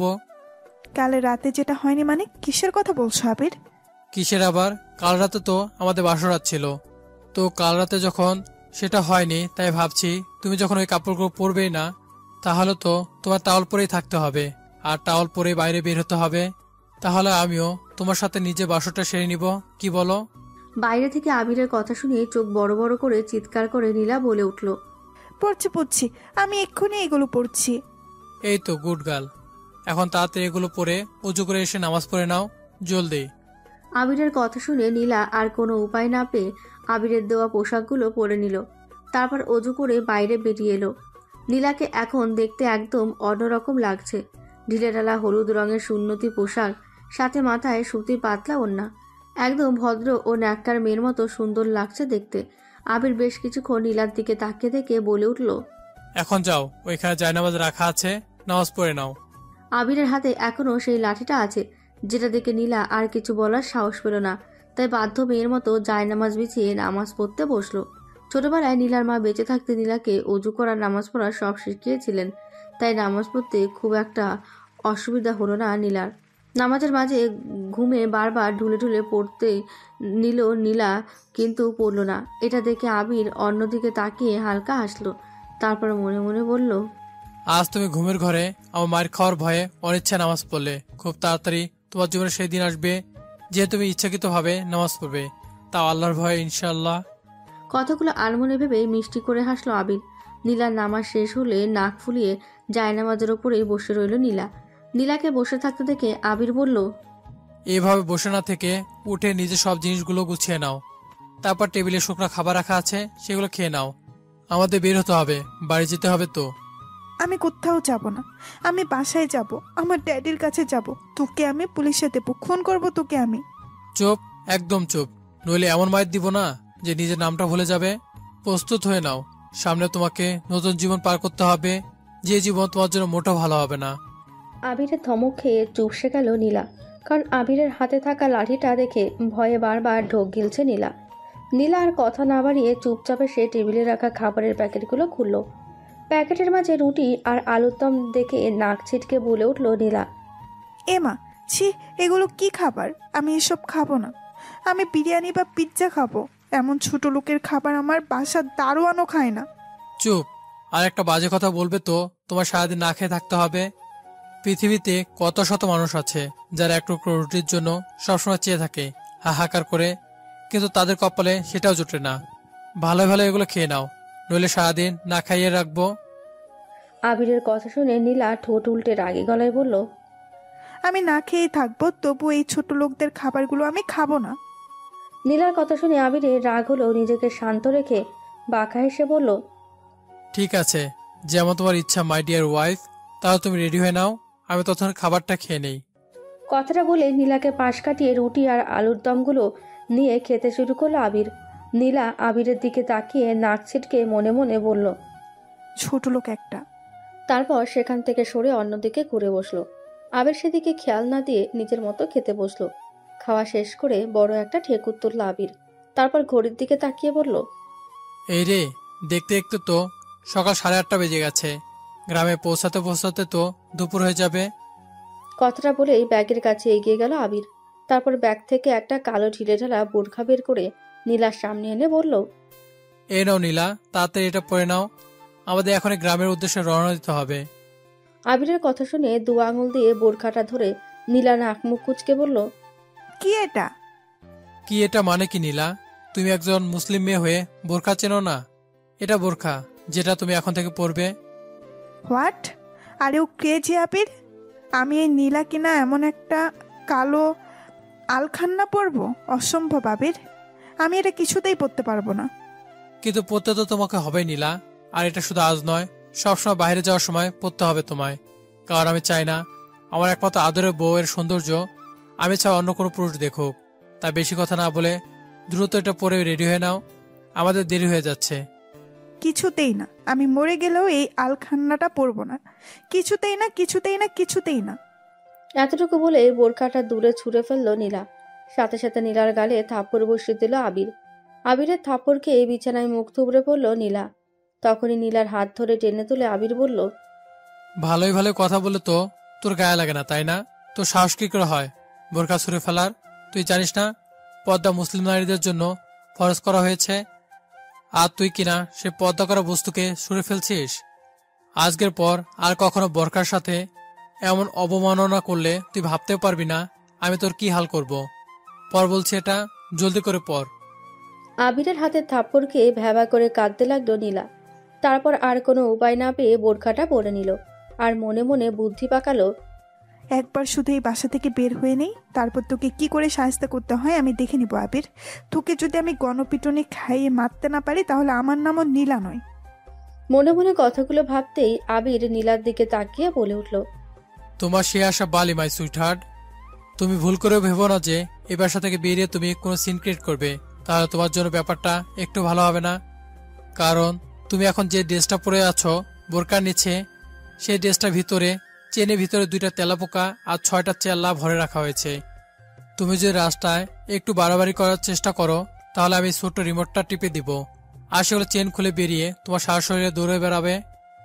আবিরের কথা শুনে ভয়ে জোরে একটা চিল্লানি দিল নীলা। নীলা চিল্লানি থামানোর জন্য আবির হঠাৎ করেই নীলার ঠোঁটে ঠোঁট বসালো। তারপর নীলা কিছুক্ষণ করে শান্ত হলে নীলাকে ছেড়ে দিয়ে আবির বাঁকা হেসে বলল, আগে বলে হতো যে তুমি এখন বরে আদর খেতে চাও, শুধু শুধু এমন চিল্লানোর কি দরকার? আবিরের কথা শুনে নীলার শরীর যেন রাগে দুঃখে জ্বলে যাচ্ছে। নীলা বুঝতে পেরেছে আবিরের কথা শোনা ছাড়া আর কোনো উপায় নেই। তাই নীলা আর কিছু না বলে রাগে সাপের মতো ফোঁসফোঁস করতে করতে আবিরের সাথে রওনা হলো। বাসা থেকে বের হতেই বাসার সামনে একটা সিএনজি দাঁড়ানো দেখতে পেল নীলা। আবির নীলার হাত ধরে নিয়ে গিয়ে সিএনজিতে বসিয়ে দিল আর নীলার পাশে নিজেও বসলো। সিএনজি চালক আবিরের দিকে তাকিয়ে বলল, কি রে আবির, ভাবির মুখটা একটু দেখতে দিবি না? এভাবে পর্দা করে নিয়ে যাচ্ছিস যে, নিজের বন্ধুর কাছেও বউ কি লুকাবি? লোকটির কথা শুনে আবির নীলার দিকে তাকিয়ে বাঁকা হেসে বলল, কি করব বল, আমার বউটা অনেক পদ্মাশীল ও নেককার, তার স্বামী ছাড়া নিজের সৌন্দর্য আর কারো কাছে প্রকাশ করতে চায় না। তুই চল তো, দেরি হয়ে যাচ্ছে। আবিরের কথা শুনে রাগে ফোঁসফোঁস করতে করতে নীলা কিছু বলবে, আর তখনই আবির হাতের রিমোটটি নীলাকে দেখালো। সাথে সাথে ভয়ে চুপসে গেল নীলা, আর চুপচাপ স্থির হয়ে বসে রইল। প্রায় 3 ঘন্টা জার্নি করার পর গ্রামে এসে পৌঁছালো আবির নীলাকে নিয়ে। সিএনজি থেকে নেমে সিএনজি চালককে চলে যেতে বলল আবির। তারপর নীলার হাত ধরে নিয়ে হাঁটতে শুরু করলো। নীলা যেন নিজেকে বন্দি পাখি মনে হচ্ছে, ভয়ে কিছু বলতেও পারছে না, কারণ আবির বারবার নীলাকে ওই রিমোট টেপার হুমকি দিচ্ছে। এদিকে গরমে ঘেমে একাকার অবস্থা নীলার। একটুখানি পথ হেঁটে ধপ করে নিচে বসে পড়লো নীলা। তারপর কাঁদো কাঁদো গলায় বলল, আমি আর হাঁটতে পারবো না, আমার পা ছিলে গেছে, ও মা গো। নীলাকে বসতে দেখে আবির হাঁটু ভেঙে বসে নরম গলায় বলল, সরি সোনা, খুব কষ্ট হচ্ছে তাই না? কিন্তু কি করব বলো, এটা তো গ্রাম, এখানে তোমায় কোলে নিতে পারবো না, লোকে খারাপ বলবে। তাই একটু কষ্ট করে হাঁটো, আমরা প্রায় এসে গেছি। আবিরের কথা গায়ে কাটার মতো বিচ্ছে নীলার, কিন্তু ভয়ে কিছুই বলতে পারছে না। এদিকে দুপুরও গড়িয়ে যাচ্ছে, প্রচন্ড রোদ উঠেছে। আবির নীলার হাত ধরে আবারও হাঁটতে শুরু করলো। কিছুক্ষণের মাঝে একটি নিলিবিলি জায়গায় একটা বাড়ির সামনে গিয়ে পৌঁছালো তারা। বাড়িটির আশেপাশে কোনো বাড়ি নেই, আছে বেশ দূরে দূরে। বাড়িটা টিনের তৈরি হলেও অসম্ভব সুন্দর ও বড় বাড়ি। গেটে তালা খুলে নীলাকে নিয়ে ভেতরে গেল আবির। তারপর ভেতর থেকে গেটে তালা আটকে দিল। রঙিন টিন দিয়ে বাংলা করে তোলা 4 রুম অবশিষ্ট বাড়ি। বাড়িটির ডুয়া মেঝে প্লাস্টার করা। ঘর থেকে বেরিয়ে ডান পাশে রয়েছে রান্নাঘর, আর বাম পাশে বাথরুম ও টয়লেট। বাড়ির উঠোনটা অনেক বড়। উঠোনের এক পাশে বড় বড় দুটি ছানিওয়ালা খাঁচা, সেগুলো খালি, হয়তো হাঁস মুরগির খাঁচাগুলো। উঠোনের আরেক পাশে অনেকগুলো ফুল ও পাতাবাহার গাছ লাগানো। বাড়ির পেছনে নানা রকমের ফল ফুল ও সবজির বাগান, সাথে বড় একটা পুকুর। পুকুরে হয়তো মাছও আছে। গেটে তালা দিয়ে নীলার দিকে তাকিয়ে আবির নিজের হাতের রিমোটটা তুলে ধরে তাতে টিপ দিয়ে বলল, এই নাও সুইট হার্ট, আমি রিমোটটি টিপে দিয়েছি। আবিরের বলতে দেরি, কিন্তু নীলা চিৎকার করে নিজের বোরখা খুলে ছোটাছুটি করতে দেরি হলো না। নীলা চিৎকার করতে করতে নিজের বোরখা খুলে ছুঁড়ে ফেলে জামা খোলার জন্য পাগল হয়ে গেল। ওর যেন কোনো হুঁশই নেই ভয়ে।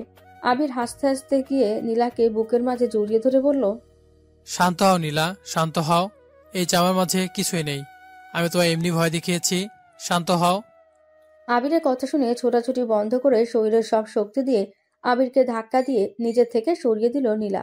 তারপর কাঁদতে কাঁদতে দাঁত কিরিমির করে বলল, আবির, তুই কাল থেকে আমার সাথে যে অন্যায়গুলো করে চলেছিস তার শাস্তি তুই পাবি। আমি তোকে ছাড়বো না। আর একটু হলে আমি সত্যি হার্ট অ্যাটাক করে মরে যেতাম। তুই কেন করলি আমার সাথে এমন? আমি ড্যাডির কাছে যাব, থাকবো না তোর সাথে এক মুহূর্ত না। নীলার কথা শুনে আবির শান্ত গলায় বলল, সরি সুইট হার্ট, তুমি তো আমার কাছ থেকে আর কোথাও যেতে পারবে না। তোমার ইচ্ছা হোক আর অনিচ্ছা, তোমাকে আমার সাথে এখানে থাকতে হবে। আমি যা বলবো সে মতোই চলতে হবে, কারণ তোমার পালানোর সব রাস্তা আমি বন্ধ করে রেখেছি। আবিরের কথা শুনে রাগে ফোঁস করতে লাগলো নীলা। আবির সেদিকে পাত্তা না দিয়ে বারান্দায় রাখা চেয়ারে গিয়ে পায়ের ওপর পা তুলে বসে পড়ল। সাপের মতো ফোঁস করা হয়ে গিয়েছে, থাকলে রুমে যাও, তারপর ওয়াশরুমে গিয়ে কাপড় চোপড় পাল্টে অজু করে নামাজ পড়তে বসো। জোরে ওয়াক্ত পার হয়ে যাচ্ছে। যাব না আমি রুমে, পড়বো না আমি নামাজ। ছোট লোকের বাচ্চা, ছোট লোক। তোকে আমি দেখে নিব, একবার শুধু তোর কাছ থেকে রক্ষা পেয়ে নেই, তারপর বুঝবি এই নীলা কি জিনিস। নীলার মুখে ছোট লোকের বাচ্চা কথাটা শুনে মাথায় রক্ত উঠে গেল আবিরের। আবির চেয়ার ছেড়ে দৌড়ে এসে নীলা চুলের মুঠি ধরে বলল, আজকে একবার শুনলাম তোর ওই মুখের ভাষা, দ্বিতীয়বার এই ধরনের ভাষা শুনলে তোর জিভ টেনে ছেড়ে ফেলবো আমি। ভুলে যাস না, আমার বাবা তোর শ্বশুর হয়। কথাগুলো বলে নীলাকে ধাক্কা দিয়ে ছেড়ে দিল আবির। নীলা বুঝতে পারলো আবিরের কথা শোনা ছাড়া ওর আর কোনো উপায় নেই, তাই বাধ্য হয়ে নাক ফুলিয়ে ঘরে চলে গেল। ঘরে গিয়ে সারা রুমটায় চোখ বুলালো নীলা। রুমটা অনেক সুন্দর করে সাজানো গোছানো পরিপাটি, কিন্তু তবুও নীলার পছন্দ হলো না, কারণ নীলার তো দালান কোঠায় থেকে অভ্যাস, এমন টিনের ঘরে নয়। একটু পর রুম থেকে বেরিয়ে আবিরের সামনে এসে রাগী গলায় নীলা বলল, আমি গোসল করব। গোসল করবে ভালো কথা, তো তোমার ধরে রেখেছে কে শুনি? সামনে তো ওয়াশরুম, আমাকে বলার কি আছে? গোসল করে পরবো কি আমি? আমার ড্রেস কোথায়? ও তাই বলো, আমি তো অন্য কিছু ভেবেছিলাম। আচ্ছা চলো আমার সাথে। কথাটা বলে নীলার হাত ধরে নিয়ে রুমে গেল আবির। তারপর আলমারি খুলে নীলাকে বলল, এখানে তোমার জন্য অনেক কাপড় চোপড় আর শাড়ি রাখা আছে, যেটা খুশি পরতে পারো। ইস, এগুলো জামা কাপড় হলো? সবগুলোই তো কেমন ঢিলে ঢালা, ছোট লোকদের পোশাক। আমি জিন্স আর ফতুয়া পরবো। একবার বললে কি কথা তোমার গায়ে লাগে না নীলা? নাকি তুমি কানে কম শোনো? তোমায় আমি কাল রাতেও বলেছি যে ওইসব কাপড় পরা আর চলবে না, তোমাকে এগুলো পরতে হবে এখন থেকে। তা না হলে কিছুই না পরেই থাকো, আমার তাতে কোনো সমস্যা নেই। কথাটা বলেই বাঁকা হাসলো আবির। আবিরের কথা শুনে নীলা নাক ছিটকে আবিরের দিকে তাকিয়ে কয়েকটা জামা কাপড় আর টাওয়াল নিয়ে ওয়াশরুমে চলে গেল। ওয়াশরুমটা অনেক সুন্দর, একদম শহরের মতো ভিতরটা, খুব সুন্দর টাইলস করা। ওয়াশরুমের ভিতর নীলা যে যে জিনিস ব্যবহার করে সব আছে, বডি ওয়াশ থেকে শুরু করে নীলার পছন্দের শ্যাম্পু। নীলা কিছুটা অবাক হয়ে গোসল করতে শুরু করলো আর মনে মনে ফোন দিয়ে আঁটতে শুরু করলো এখান থেকে কি করে পালানো যায়। গোসল শেষ করে জামা কাপড় পরতে গিয়ে থমকে গেল নীলা, কারণ ও আবিরের উপর রাগ করে ভুলে জামা না এনে পেটিকোট, ব্লাউজ আর একটা খয়েরি রঙের শাড়ি নিয়ে চলে এসেছে। কি করবে ভাবতে ভাবতে সেগুলোই পরে নিল নীলা। কি আজব ব্যাপার, সবকিছুই নীলার সাইজের, নীলার গায়ের একদম ফিট হয়েছে। নীলা ধীরে ধীরে বাইরে বেরিয়ে এলো। আবির বারান্দাতেই বসেছিল। নীলা বের হতেই বেশ কিছুক্ষণ নীলার দিকে হাঁ করে তাকিয়ে রইল আবির। নীলা মাথা নিচু করে দাঁড়িয়ে আছে। কিছুক্ষণ তাকিয়ে থেকে জোরে শব্দ করে হো হো করে হাসতে লাগলো আবির। কিছুক্ষণ হাসার পর হাসি থামিয়ে আবির বলল, তুমি এটা কি পরেছো নীলা? এটাকে শাড়ি পরা বলে নাকি, নাকি কাপড় পেঁচানো বলে? আবিরের কথা শুনে নীলা ঠোঁট উল্টে রাগী গলায় বলল, আমি কি কখনো নিজে নিজে শাড়ি পরেছি নাকি? আমি শাড়ি পরতে পারি না, তাই যেভাবে পরেছি সেভাবে পরেই বেরিয়ে এসেছি। আগে কখনো শাড়ি পরলে পার্লার থেকে লোক এসে আমায় শাড়ি পরিয়ে দিত। নীলার কথা শুনে আরো কিছুক্ষণ হেসে নিয়ে আবির নীলার কাছে এগিয়ে গিয়ে নীলাকে আচমকায় কোলে তুলে নিল। নীলা চিৎকার দিতে চাইলে আবির চোখ গরম করে নীলার দিকে তাকালো। ভয়ে নীলা আর কিছুই বলল না। নীলাকে কোলে নিয়ে গিয়ে রুমে নামিয়ে দিল আবির। তারপর নীলার দিকে তাকিয়ে নরম গলায় বলল, শাড়িটা খোলো নীলা। শাড়ি খুলবো মানে? কি কি বলতে চাও তুমি? আমার কথা শুনে চোখ বড় বড় করে আমার দিকে তাকিয়ে আছে নীলা। আরে বাবা, তুমি যা ভাবছো তা নয়, তুমি শাড়িটা পরতে পারোনি, তাই শাড়িটা খোলো, আমি ঠিক করে পরিয়ে দিচ্ছি তোমায়। তুমি শাড়ি পরাতে পারো? হ্যাঁ, আমি সব পারি। এখন কথা না বাড়িয়ে শাড়িটা খোলো তো দেখি। আর ভয় নেই, আমি কিছু দেখবো না। আর দেখলেই ভাই কি, আমি তোমার একমাত্র বর। কথাটা আস্তে করে বলল আবির। আবিরের কথা শুনে নীলা ভ্রু কুঁচকে বলল, কিছু বললে? কই, কিছু তো বলিনি। নীলা আর কথা না বাড়িয়ে টাওয়াল দিয়ে নিজেকে ঢেকে শাড়িটা খুলে দিল। আবির অনেক যত্ন সহকারে শাড়িটা পরিয়ে দিল নীলাকে। নীলা অবাক চোখে সারাক্ষণ তাকিয়ে রইল আবিরের দিকে। শাড়ি পরানো শেষ হলে গম্ভীর গলায় আবির বলল, অনেক বেলা হয়ে যাচ্ছে, নামাজটা পড়ে নাও, আমি গোসল করে আসছি। কথাটা বলে আবির চলে যেতেই নীলা পুরো রুমে গেটে চাবি খুঁজতে শুরু করলো। আবির গোসল করছে আর অতীতের কথাগুলো নিয়ে ভাবছে। এদিকে নীলা পুরো রুম তন্ন তন্ন করে চাবি খুঁজতে খুঁজতে হয়রান হয়ে গেল, কিন্তু চাবিটা রুমের কোথাও নেই। তখনই নীলার খেয়াল হলো আবির তো বাইরে ছিল, তাহলে চাবিটা হয়তো বাইরে আছে। কথাটা মনে হতেই ছুটে বাইরে চলে এলো নীলা। বাইরের সব জায়গায় খুঁজতে খুঁজতে চাবিটা বারান্দার এক পাশে বেড়ার সাথে গোজা অবস্থায় পেল নীলা। নীলার মুখে ফুটে উঠল বিজয়ের হাসি। নীলা চাবিটা নিয়ে দ্রুত এগিয়ে গেল গেটের কাছে। যত তাড়াতাড়ি সম্ভব নীলাকে পালাতে হবে এখান থেকে। তারপর তালা খুলতে ব্যস্ত হয়ে পড়ল নীলা। চাবি হাতে কখন থেকে তালা খোলার চেষ্টা করে যাচ্ছে নীলা, কিন্তু বজ্জার তালাটা কিছুতেই খুলছে না।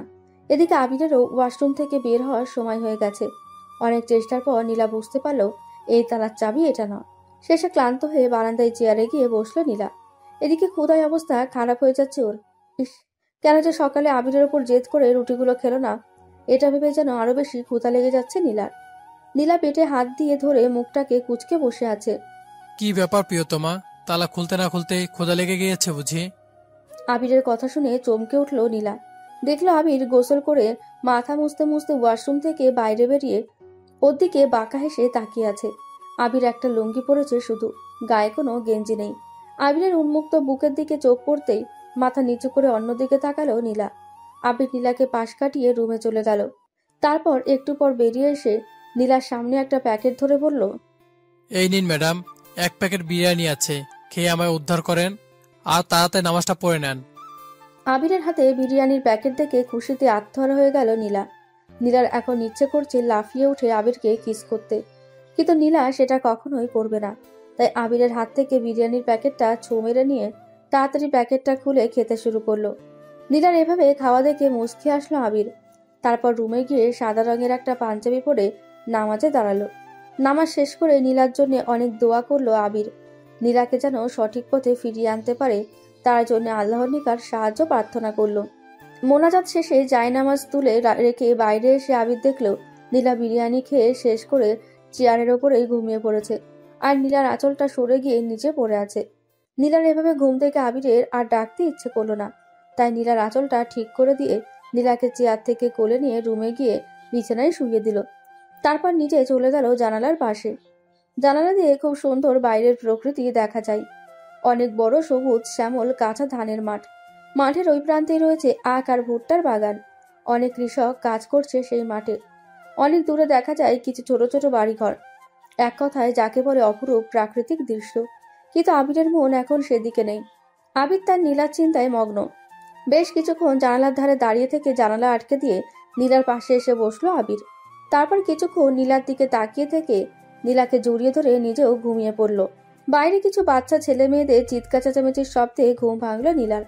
গ্রামের বাড়ির এই একটা সমস্যা, দিনের বেলায় গ্রামের সব বাচ্চা ছেলে মেয়েরা অবাধে ঘুরে বেড়ায় আর চিৎকার চেঁচামেচি করে। ঘুম ভাঙতেই নিজেকে আবিরের বুকে আবিষ্কার করলো নীলা। আবির ওকে শক্ত করে নিজের বুকে জড়িয়ে ধরে ঘুমিয়ে আছে, যেন ছেড়ে দিলেই হারিয়ে যাবে।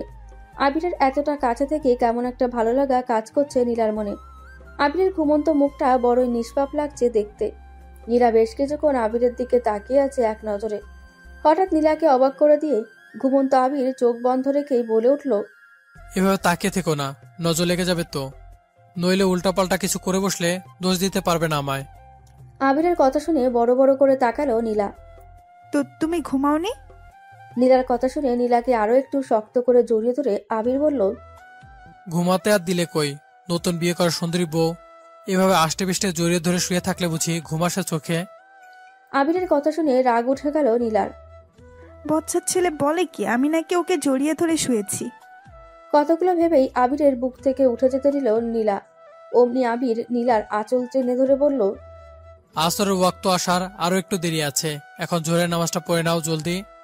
আমার দ্বিতীয়বার যেন আর বলতে না হয় নামাজের কথা। কতগুলো বলে নীলার আঁচলটা ছেড়ে দিল আবির। নীলাও কোনো কথা না বলে বাধ্য মেয়ের মতো গিয়ে উঁচু করে নামাজ পড়ে নিল, কারণ এছাড়া নীলার আর কোনো উপায় নেই। নীলার নামাজ পড়া শেষ হতেই আবির বলল, এখন চুলোর পারে গিয়ে আমার জন্য কিছু বানিয়ে আনো, খুব ক্ষুধা লেগেছে। আবিরের কথা শুনে সাপের মতো ফোঁস করে উঠল নীলা। হোয়াট? তোমার কি মাথা খারাপ হয়েছে আবির? আমি এই নীলা কিনা চুলায় রান্না করব? Impossible, just impossible. Oh hello, ইম্পসিবলকে কিভাবে পসিবল করতে হয় তাই আবির ভালো করে জানে। তুমি ভালো ভালো যাবে নাকি আমি তোমায় আমার আগে লুকটা দেখাবো? তুমি যাই করো না কেন আবির, আমার পক্ষে চুলায় রান্না করা সম্ভব নয়। আর শুধু চুলাই কেন, আমি কোনো কিছুতেই রান্না করতে পারবো না, জাস্ট ইম্পসিবল। নীলার কথা শুনে পাঞ্জাবির হাতা ফোল্ড করতে করতে আবির বলল, ওকে সুইটহার্ট, যেমন তোমার ইচ্ছে। কথাটা বলে নীলার কাছে এসে নীলার কোমর জড়িয়ে ধরল আবির। তারপর নীলার কানের কাছে মুখ নিয়ে বলল, যেহেতু তুমি আমাকে কিছু বানিয়ে দিবে না খাওয়ার জন্য, সেহেতু আমি তোমাকেই খাবো। খুব ক্ষুধা লেগেছে তো। আমায় খাবে মানে? তো তো তুমি কি রাক্ষস নাকি যে মানুষ খাবে? আমি মানুষ খাবো কে তোমায় বললো নীলা? আমি তো আমার বউকে খাবো, আমার গুলুমুলো নাদুস নুদুস আদর বউটাকে। দেখো আবির, আমি আমি কিন্তু চিৎকার করব। তুমি সত্যি একজন রাক্ষস হয়ে গেছো। সে তুমি যাই বলো সুইটহার্ট, আমি তো তোমায় আজকে খাবই। তোমার গুলুমুলো আদুরে গালটাকে দেখেই কেমন ক্ষুধা বেড়ে যাচ্ছে আমার। মনে হয় খুব ইয়ামি লাগবে। আবিরের কথা শুনে এবার ভয়ে গলা শুকিয়ে গেল নীলার। তার উপর আবির কেমন করে তাকিয়ে নীলার গালের দিকে এগিয়ে আসছে, এটা দেখে নীলা একটা চিৎকার দিল। আমি রান্না করবো আবির, তুমি যা বলবে আমি তাই করব। প্লিজ আমায় খেও না। চোখ বন্ধ করে কথাগুলো বলল নীলা। আবির নীলার অবস্থা দেখে মুচকিয়ে হাসলো। তারপর নীলার গালে একটি চুমু এঁকে দিয়ে বলল, পাগলি, চোখ খোলো আর তাড়াতাড়ি আমার জন্য কিছু একটা বানিয়ে দাও, আমি খাবো। ভীষণ ক্ষুধা লেগেছে। বিরিয়ানি এনেছিলাম দুজন খাবো বলে, কিন্তু একটা রাক্ষসী একাই সব খেয়ে নিয়েছে। এই নিরীহ ছেলেটা কি খাবে একবারও ভাবেনি রাক্ষসীটা। গত 1 ঘন্টা যাবৎ ময়দা মাখার চেষ্টা করছে নীলা। নীলা সারা মুখে হাতে গলায় ময়দার ছড়াছড়ি। আবির পাশেই চুপ করে বসে থেকে মুখ টিপে হাসছে। 1 কিলো ময়দার মাঝে 1 জগ পানি ঢেলে দিয়ে ময়দাটাকে সাদা পানি বানিয়ে ফেলেছে নীলা। এখন কি করবে সেটা বুঝতে না পেরে মাথায় হাত দিয়ে বসে আছে নীলা। হঠাৎ কানে কালো হাসির শব্দ যেতেই আবিরের দিকে অগ্নিদৃষ্টিতে তাকালো নীলা। নীলা তাকাতেই আবির আর নিজের হাসিটাকে আটকে রাখতে পারল না। হাসতে হাসতে উঠানে চলে গেল আবির। ওহ নীলা, তোমার কি সুইট লাগছে দেখতে, একদম তেঁতুল গাছে পেতনির মতো। তোমায় দেখে তো আমার হাসি থামছেই না। কি? তুমি আমায় কি বললে আবির? আমি তেঁতুল গাছের পেতনি? আমি তেঁতুল গাছের পেতনি হলে তুমি ডাব গাছের ব্রহ্মদৈত্য। তা তো দেখে বোঝা যাচ্ছে। কে কি? নিজেকে একবার আয়না দেখে আসো, তাহলে বুঝবে। আবিরের কথা শুনে রাগে ফোঁসফোঁস করতে করতে রুমে গিয়ে আয়নার সামনে দাঁড়ালো নীলা। নিজেকে দেখে যেন নিজেই চিনতে পারছে না ও। একদম সাদা পেতনির মতোই লাগছে ওকে ময়দার কারণে। রাগে আগুন হয়ে শাড়ির আঁচলটা কোমরে গুজে বাইরে এলো নীলা। আবির এখনো হেসে চলেছে আগের মতো করেই। নীলা এসে কোনো কথা না বলে ময়দা গুলে রাখা বাসনটা নিয়ে ডাইরেক্ট ছুঁড়ে মারল আবিরের ওপর। আবিরের ময়দা মাখা পানি দিয়ে মাখামাখি হয়ে গেল সারা শরীর। সাথে করে আবিরের হাসিটাও থেমে গেল। কিন্তু নীলা আবিরের অবস্থা দেখে এবার হাসিতে গড়াগড়ি খেতে লাগলো। হাসি যেন থামছে না নীলার। হাসতে হাসতে আবিরের সামনে এসে দাঁড়ালো নীলা। নীলার কথা শুনে আর হাসি দেখে আবির এক ঝটকায় নীলাকে নিজের বুকে নিয়ে নিল। আবিরের শরীরের ময়দা মাখা নীলার শরীরের সাথেও লেগে গেল। সাথে করে নীলার হাসিও থেমে গেল। কি হলো সুইট হার্ট, হাসি থামালে কেন? হাসো, বেশি করে হাসো। তোমাকে দিয়ে যেহেতু কোনো কাজই হবে না, তুমি একটা অকর্মার ঢেকি, তখন তোমার কাছ থেকে খাবার আশা করাটাই বৃথা। খোদা ইচ্ছে তো করছে তোমাকে চিবিয়ে খেয়ে ফেলি।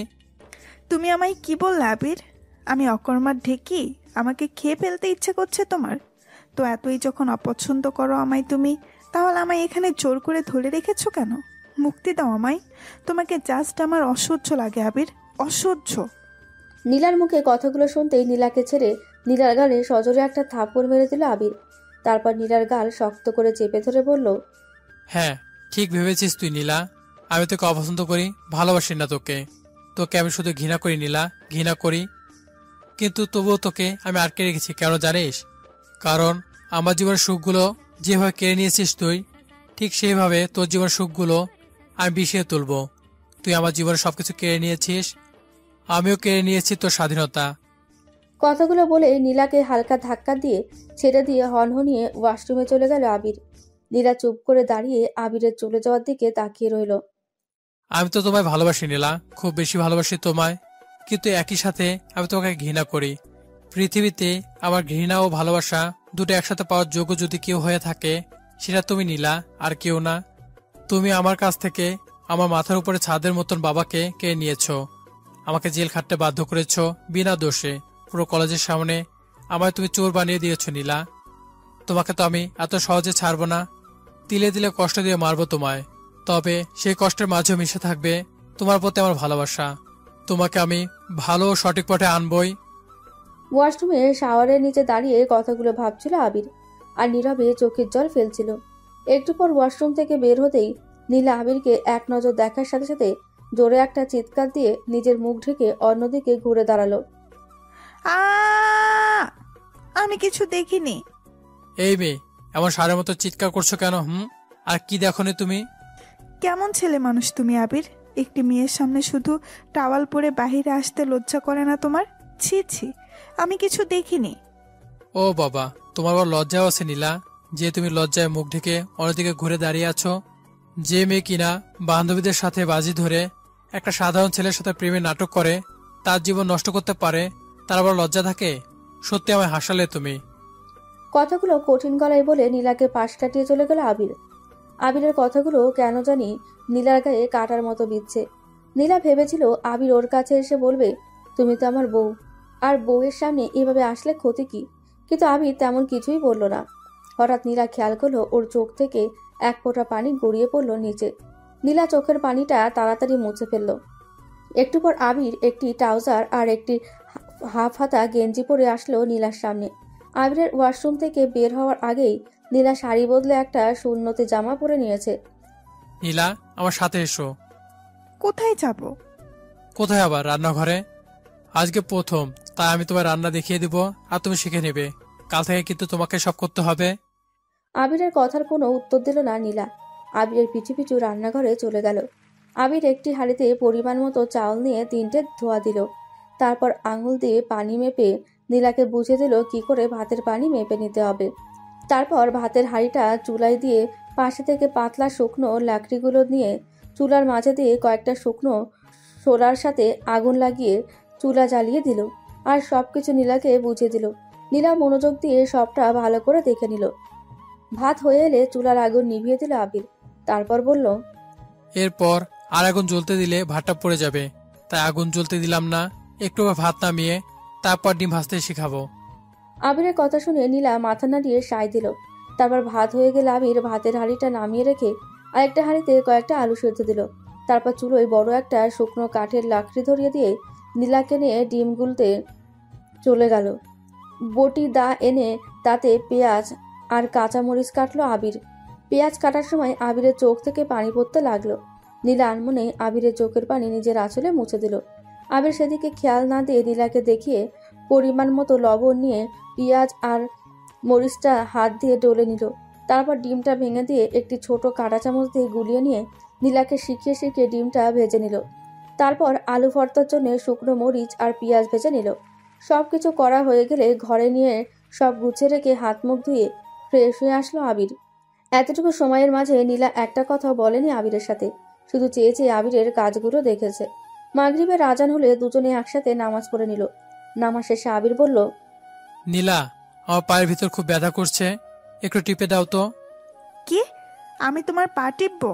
এটা তুমি ভাবলে কি করে আবির? অসম্ভব। আমি কিছুতেই তোমার পা টিপতে পারবো না। তুমি আমার পা না টিপলে আমি তোমার গলা টিপে দিব বলে দিলাম। তুমি সেটা পারবে না আমি জানি, আর আমিও তোমার পা টিপতে পারবো না আবির। আমার ভীষণ ক্লান্ত লাগছে, সারাদিন অনেক কাজ করেছি, আমি একটু ঘুমাবো। কি বললে তুমি? আরেকবার বলো তো শুনি। তুমি সারাদিন অনেক কাজ করেছো তাই না? তা কি কি কাজ করলে তুমি নীলা? কাজ কাকে বলে সেটা তুমি আগামীকাল থেকে বুঝবে। এখন এখানে এসে আমার পা টিপো জলদি। আবিরের কথার উত্তরে নীলা কিছু বলবে তার আগেই আবিরের ফোনটা ক্রিং ক্রিং শব্দে বেজে উঠল। আসসালামু আলাইকুম, কেমন আছেন আঙ্কেল? ও সরি বাবা, কেমন আছেন আপনি? আর ভুল হবে না।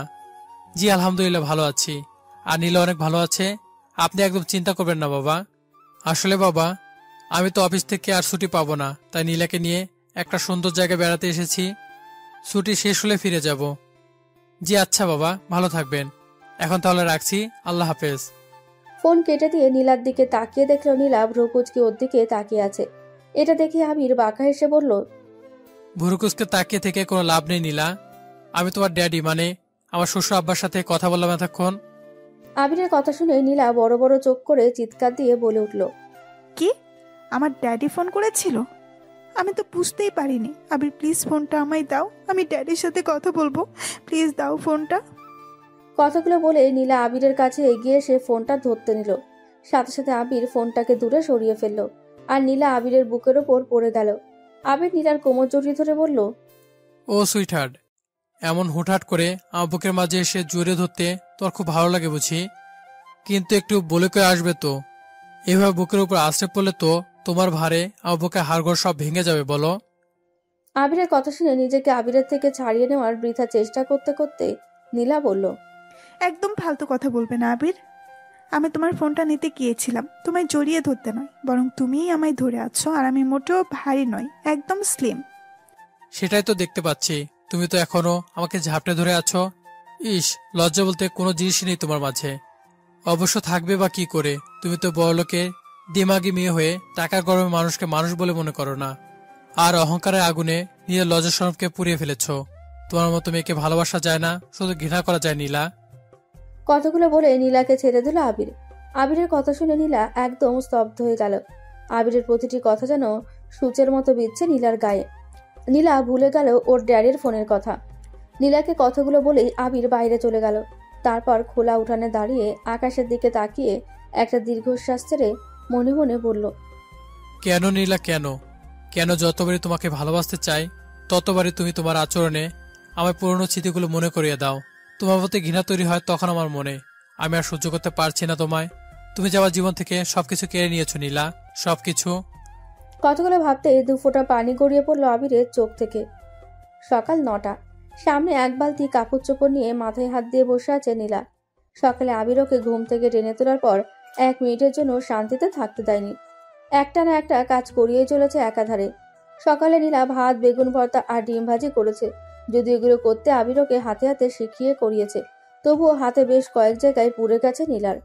তারপর সকালের খাওয়া দাওয়া শেষ হতেই অনেকগুলো কাপড় চোপড় এনে ভিজিয়ে দিয়েছে আবির, আর বলেছে 30 মিনিটের মাঝে সব কাপড় কেচে শুকাতে দিতে। নীলা কখনো এসব কাজ করেনি, এটুকু কাজ করাতে যেন জান বেরিয়ে যাচ্ছে ওর। আবিরকে কিছু বলারও সাহস পাচ্ছে না নীলা। একটুতেই আবির লাঠি হাতে এগিয়ে আসে নীলাকে মারার জন্য, তাই কোনো উপায় না পেয়ে মুখ বুজে সব কাজ করে নিচ্ছে নীলা। নীলা দু পা দুদিকে দিয়ে এমনভাবে কাপড় কাচ্ছে যেন কাপড়গুলো ব্যথা পাবে। তখনই আবির লাঠি হাতে নীলার সামনে এসে দাঁড়ালো। বলছি যে রাজার দাদি কি কাপড় কাচ্ছে নাকি কাপড় নিয়ে খেলা করছে? জোরে জোরে কাপড় কাচো, আমি যে বারান্দা থেকে শব্দ পাই। আবিরের কথা শুনে হাতের ভেজা কাপড়টা ছুঁড়ে দূরে ফেলে দিয়ে নীলা বলল, পারবো না আমি কাপড় কাচতে। তুই কি পেয়েছিস আমায়? আমি তোর ঘরে চাকরা নেই যে তোর সব কথা শুনতে হবে আমায়? আমায় ফোন দে, আমি এক্ষুনি ড্যাডিকে ফোন করে সব বলে দেব, পুলিশে দেব তোকে আমি। তুই আমাকে, এই নীলাকে নিজের চাকরানি করে রেখেছিস, এর প্রতিশোধ তোর জন্য খুব ভয়ানক হবে আবির, খুব ভয়ানক। আমাকে কেন এত কষ্ট দিচ্ছিস তুই আবির? কেন? তোর সব কিছু কেড়ে নেব আমি, সব। কথাগুলো বলার সময় রাগে থরথর করে কাঁপছিল নীলা। আবির নীলার কথাগুলো শুনে নীলার হাত ধরে টেনে বাথরুম থেকে বাইরে নিয়ে আসলো। তারপর নীলার গালে সজোরে একটা থাপ্পড় বসিয়ে দিল আবির। আবিরের হাতে থাপ্পড়কে মাটিতে মুখ থুবড়ে পড়ল নীলা। আবির দৌড়ে গিয়ে নীলার হাত ধরে টেনে তুলে দাঁতে দাঁত চেপে বলল, কিসে ভয় দেখাস তুই আমায় নীলা? কি শাস্তি দিবি আমায়? কি বাকি রেখেছিস আর? জানতে চাস তোকে কেন এমন কষ্ট দিচ্ছি আমি?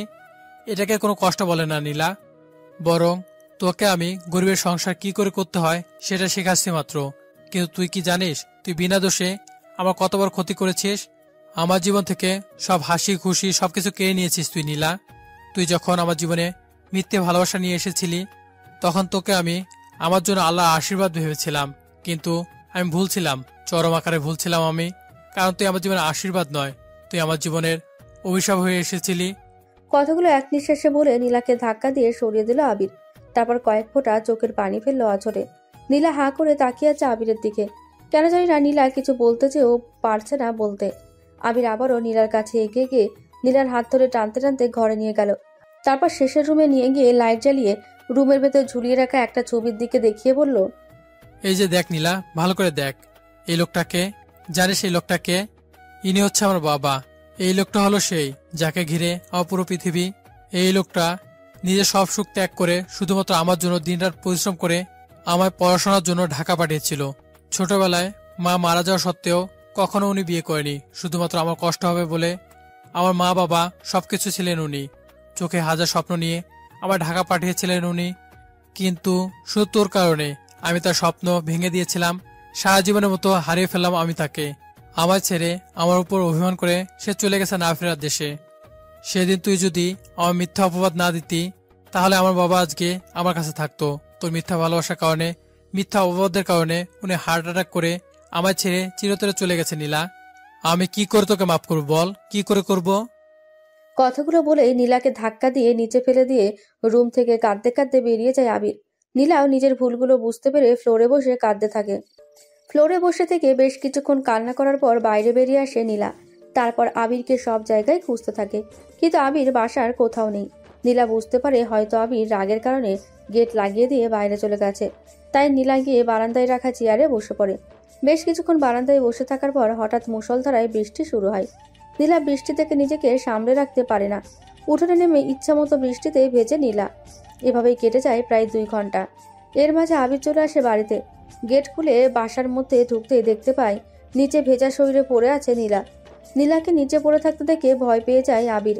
দৌড়ে নীলার কাছে গিয়ে নীলাকে ডাকতে শুরু করে। আবিরের কথার কোনো উত্তর দেয় না নীলা, বরং সেইভাবেই পড়ে থাকে নিচে। আবির আর দেরি না করে নীলাকে কোলে তুলে নেয়। তারপর দ্রুত ওয়াশরুমে নিয়ে যায়। নীলাকে কোলে নিয়ে আবির বুঝতে পারে নীলার প্রচুর ঠান্ডা লাগছে। নীলা থরথর করে কাঁপছে ঠান্ডায়। এখন যে করে হোক নীলার কাপড় পাল্টে দিতে হবে। কোনো উপায় না পেয়ে আবির বাধ্য হয়ে নিজেই নীলার কাপড় চেঞ্জ করে দেয়। তারপর নীলাকে নিয়ে শুয়ে দেয় বিছানায়। নীলাকে বিছানায় শুয়ে দিয়ে আবির চলে যায় ডাক্তার ডেকে আনতে, কারণ এখন ডাক্তার না দেখলে নীলার অবস্থা আরও খারাপ হতে পারে। নীলা এমনিতেই ঠান্ডায় থরথর করে কাঁপছে। এদিকে প্রায় দুপুর গড়িয়ে বিকেল হয়ে গেছে চারিদিকে। কিছুক্ষণের মাঝেই ডাক্তার সুমনকে নিয়ে ফিরে আসে আবির। তারপর নীলাকে ডাক্তার সুমন দেখতে শুরু করে। বেশ কিছুক্ষণ চেক আপ করার পর ডাক্তার সুমন জানায় নীলার অবস্থা খুব খারাপ, ওর ঠান্ডায় অ্যালার্জি আছে। এভাবে বৃষ্টিতে ভেজা উচিত হয়নি নীলার। ডাক্তার সুমনের কথা শুনে ভয় পেয়ে যায় আবির। আবির উত্তেজিত কণ্ঠে সুমনকে বলে, সুমন, যে করে হোক তুমি আমার নীলাকে সুস্থ করে দাও। ওর যেন কোনো কিছু না হয়। ওর কিছু হলে আমি বাঁচতে পারবো না সুমন। তুমি ওকে সুস্থ করে দাও, যত টাকা লাগে যা করতে হয় করো, কিন্তু আমার নীলাকে সুস্থ করে দাও। আবিরকে এমন উত্তেজিত হতে দেখে ডাক্তার সুমন বলে, তুমি এত উত্তেজিত হয়ে না আবির, আমি ওকে সুস্থ হওয়ার জন্য ইঞ্জেকশন দিয়ে দিয়েছি, কিন্তু ওর এখন তোমাকে দরকার। ডাক্তার সুমনের কথা শুনে অবাক হয়ে আবির বলল, আমাকে দরকার মানে? তুমি কি বলতে চাইছো সুমন? তোমার কথা তো আমি কিছুই বুঝতে পারছি না। এখন আমি ওকে কি করে ভালো করতে পারি? তুমি ডাক্তার, তুমি তো ওকে ভালো করতে পারো। আমি তো ডাক্তার নই সুমন। আবিরের কথা শুনে সুমন মুচকি এসে বলল, তুমি এখন যেটা করতে পারবে সেটাই এখন সবচেয়ে দরকার ওর আবির। তুমি ওর স্বামী, ওর স্বামীকে এখন দরকার।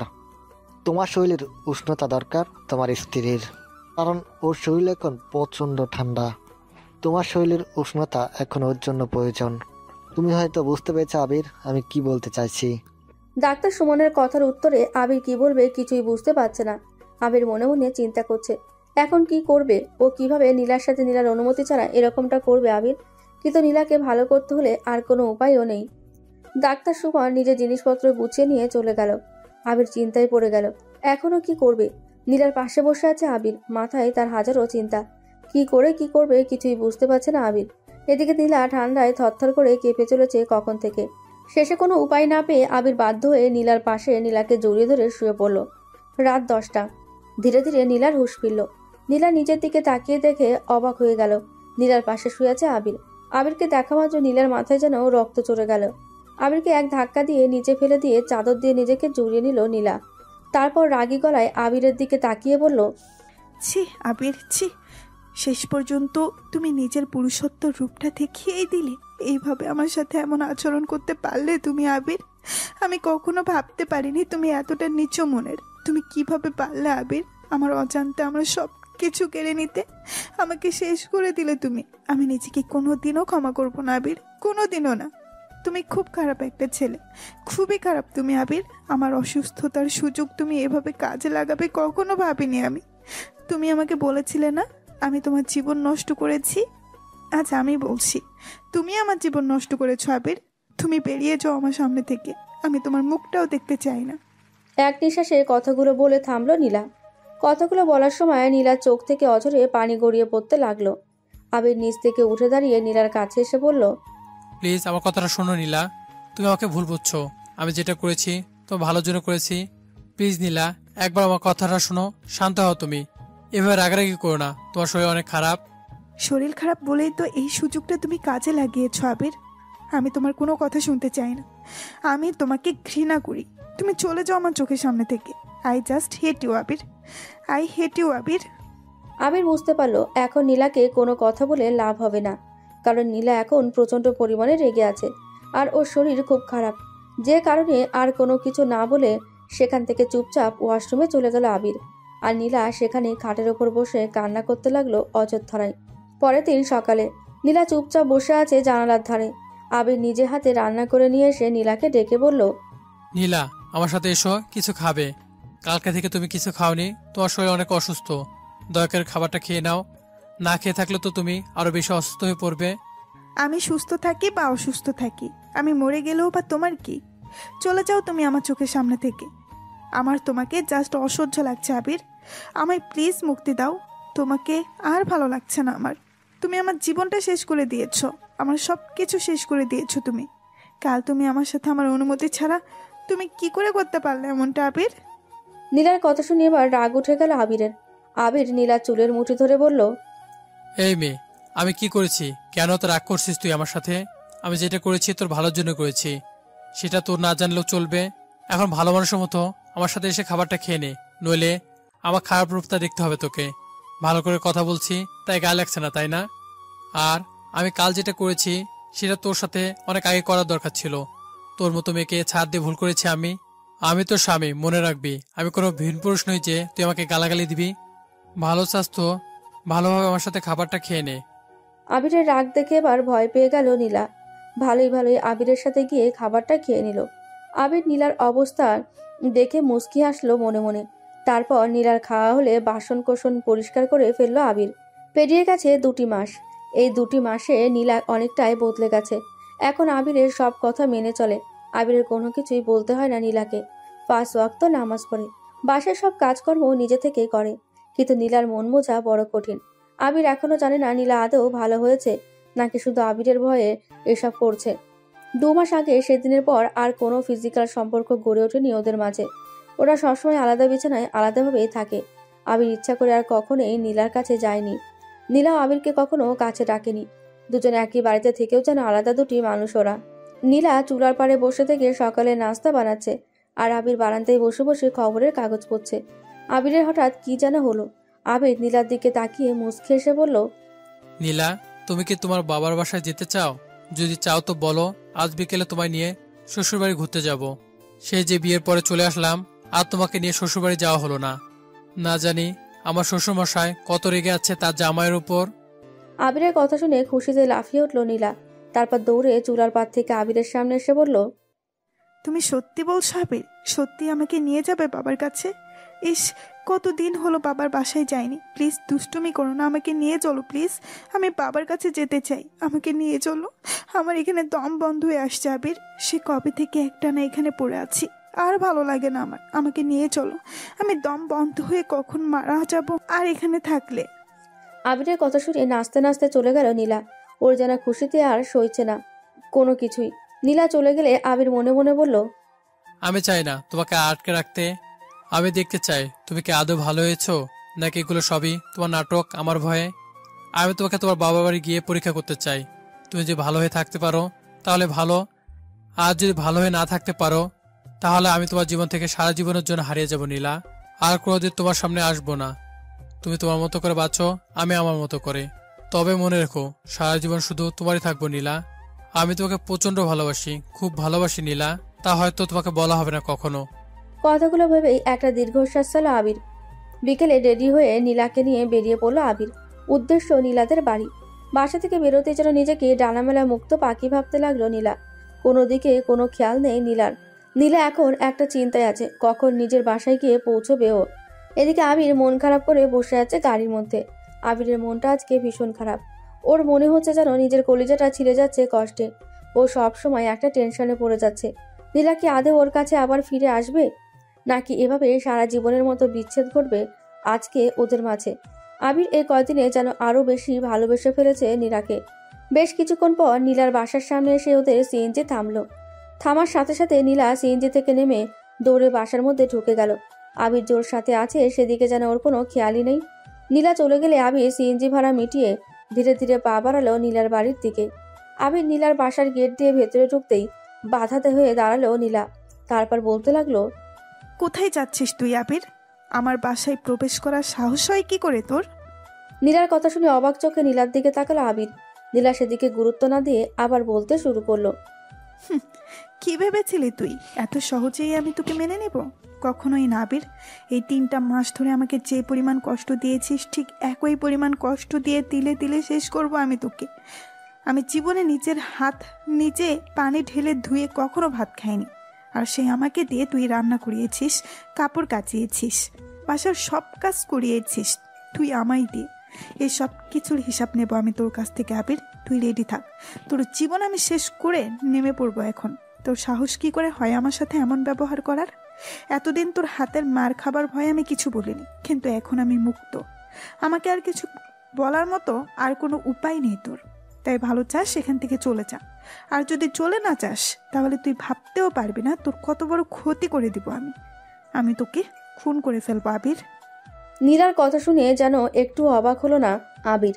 নীলার দিকে এক দৃষ্টিতে কিছুক্ষণ তাকিয়ে থেকে নীলার কাছে এগিয়ে গিয়ে নীলার দুগালে হাত রেখে কপালে একটা চুমু এঁকে দিয়ে আস্তে করে বলল, ভালো থেকে নীলা। কথাটা বলেই আবির উল্টো পথে হাঁটা দিল। তারপর সোজা গেট দিয়ে বেরিয়ে কোনো দিকে যেন চলে গেল আবির। নীলা সেখানে দাঁড়িয়ে রইল থ মেরে, যেন কোনো কিছুই ঢুকছে না এখন নীলার মাথায়। তবে মনে মনেই খুশি হলো আবির ওকে মুক্তি দিয়ে চলে গেছে ভেবে। তারপর আর এক মুহূর্ত দেরি না করে নীলা বাসার মধ্যে ঢুকে গেল। বাসার ভেতরে ঢুকতে নীলা দেখতে পেল ওর ড্যাডি কি যেন দেখছে খুব মনোযোগ দিয়ে সোফায় বসে। নীলার ড্যাডি বলে চিৎকার দিয়ে দৌড়ে গিয়ে ওর ড্যাডিকে জড়িয়ে ধরলো। তারপর চিৎকার করে কান্না করে বলল, কেমন আছো তুমি ড্যাডি? আমার কথা কি ভুলে গেছো তুমি? একবারও আমার কথা মনে পড়েনি তোমার? নীলার কথা শুনে নীলাকে নিজের থেকে ছাড়িয়ে নিয়ে দরজার দিকে তাকিয়ে নীলার ড্যাডি বলল, কি ব্যাপার নীলা, তুমি একা এসেছো? আবির কোথায়? ওকে দেখছি না যে। ড্যাডির কথা শুনে অবাক হলো নীলা। তারপরে ড্যাডির দিকে অবাক চোখে তাকিয়ে নীলা বলল, ড্যাডি, আমি তোমার সামনে দাঁড়িয়ে আছি, অথচ তুমি আমাকে ছেড়ে ওই আবিরের কথা বলছো। আমি যে কাঁদছি এদিকে তোমার কোনো খেয়াল নেই। তুমি এতটাই পর করে দিয়েছো আমায় ড্যাডি। বিয়ে হয়েছে বলে কি আমি তোমার আর কিছুই হই না? পর হয়ে গেছি আমি। আমি কি তোমায় সেটা বলেছি নীলা? আমি বলছি আবির কোথায়। তোমাদের দুজনের তো একসাথে আসার কথা ছিল, তাহলে তুমি একা এলে যে? আবির এলো না কেন? আবিরকে দেখতে পাচ্ছি না, ও কোথায় নীলা? আবির আবির আবির কি বলছো তুমি ড্যাডি? আমি আসার পর থেকে তুমি আমাকে ফেলে তখন থেকেই আবির আবির করে যাচ্ছ। আমি কি তোমার এতটাই পর হয়ে গেছি যে তুমি আমাকে এতটা দূরে ঠেলে দিচ্ছ ড্যাডি? তুমি জানো ওই আবির নামের শয়তান ছেলেটা আমার সাথে কি কি করেছে? ও তোমার সাথে মিথ্যা বলে আমাকে বিয়ে করেছে। ও একটা ফকিরের ঘরের ছেলে, ওর বাবা একজন রিক্সা চালক ছিল। ও কোনো বড়লোক নয়, অথচ তোমার কাছে বড়লোক সে জামাই বিয়ে করেছে। ওই আবির একটা ঠকবাজ শয়তান ছেলে ড্যাডি। ও আমায় ঠকিয়ে বিয়ে করেছে, তারপর আমাকে গ্রামের বাড়িতে নিয়ে গিয়ে চাকুরের মতো খাটিয়েছে এই 3টা মাস। জানো ড্যাডি, আমাকে দিয়ে বাড়ির সব কাজ করিয়েছে ওই আবির। ওকে আমি জেলের ভাত খাওয়াবো, খুন করে ফেলবো ওকে আমি। কথাগুলো বলার সাথে সাথে নীলার গালে ঠাস করে একটা থাপ্পড় মেরে দিল ওর ড্যাডি। থাপ্পড় খেয়ে নিচে ফ্লোরে পড়ে গেল নীলা। তারপর গালে হাত দিয়ে ওর ড্যাডির দিকে অবাক চোখে তাকিয়ে বলল, তুমি আমাকে মারলে ড্যাডি? হ্যাঁ, আমি তোমায় মারলাম নীলা, কারণ এই মারটা আমার অনেক আগেই তোমাকে মারা উচিত ছিল। কিন্তু আমি যেটা করতে পারিনি সেটা তোমায় আবির করে দেখিয়েছে। তুমি যে কতটা নিচে নেমে গেছো তুমি সেটা নিজেও জানো না নীলা। তোমাকে ঠিক করার জন্য আবিরই যথেষ্ট। তুমি এসব কি বলছো ড্যাডি? তুমি কিভাবে আবিরের হয়ে কথা বলছো? এত কিছু জানার পরেও যে তোমার মেয়েকে অনেক জ্বালিয়েছে, কষ্ট দিয়েছে, তারপরেও তুমি সেই আবিরের জন্য এভাবে আমাকে মারলে কেন ড্যাডি? কেন? আমার চাইতে ওই আবিরই তোমার কাছে বেশি বড় হয়ে গেল। আমি কি তোমার কিছুই নই ড্যাডি? নীলার কথা শুনে ওর ড্যাডি অন্যদিকে ঘুরে দাঁড়িয়ে বলল, হ্যাঁ, তুমি ঠিক ধরেছ নীলা, তোমার চাইতেও ওই আবির আমার কাছে অনেক বড়। কেন জানো? ওই আবিরের আজকে এত গরিব হওয়ার জন্য শুধুমাত্র আমি দায়ী, আর ওর বাবার মৃত্যুর জন্য তুমি দায়ী নীলা। ঠিক তেমনই আবিরের এত কষ্টের কারণ তুমি, আমরা দুজনেই। ড্যাডির কথা শুনে ফ্লোর থেকে উঠে দাঁড়ালো নীলা। তারপর অবাক হয়ে ওর ড্যাডির দিকে তাকিয়ে বলল, এসব তুমি কি বলছো? আমি তো তোমার কথার কিছুই বুঝতে পারছি না ড্যাডি। কিসের কথা বলছো তুমি ড্যাডি? আবিরের গরিব হওয়ার জন্য তুমি কেন দায়ী হতে যাবে? মানলাম ওর বাবার মৃত্যুর জন্য হয়তো ভুল করে হলেও আমি দায়ী, কিন্তু তুমি কেন ওর গরিব হওয়ার পেছনের কারণ হতে যাবে? নীলার কথা শুনে টেবিলের ওপরে রাখা ছবির ফ্রেমগুলো নিয়ে নীলার সামনে ধরলো নীলার ড্যাডি। তারপর বলল, এই দেখো নীলা, এখানে ছবিগুলোকে চিনতে পারছো? বলো তো এরা কারা, দেখি বলতে পারো কি না? ড্যাডির হাত থেকে ছবিগুলো নিয়ে নীলা বলল, এখানে তো এটা তুমি আর আমি, আম্মু, কিন্তু পাশের লোকটা কে ড্যাডি? মনে হচ্ছে কোথায় যেন দেখেছি আমি লোকটাকে, কিন্তু ঠিক মনে করতে পারছি না কোথায় দেখেছি। পাশের ওই লোকটা তোমার মামা, আর আবিরের আব্বু নীলা, মানে তোমার শ্বশুর মশাই, যার মৃত্যুর কারণ তুমি নিজেই।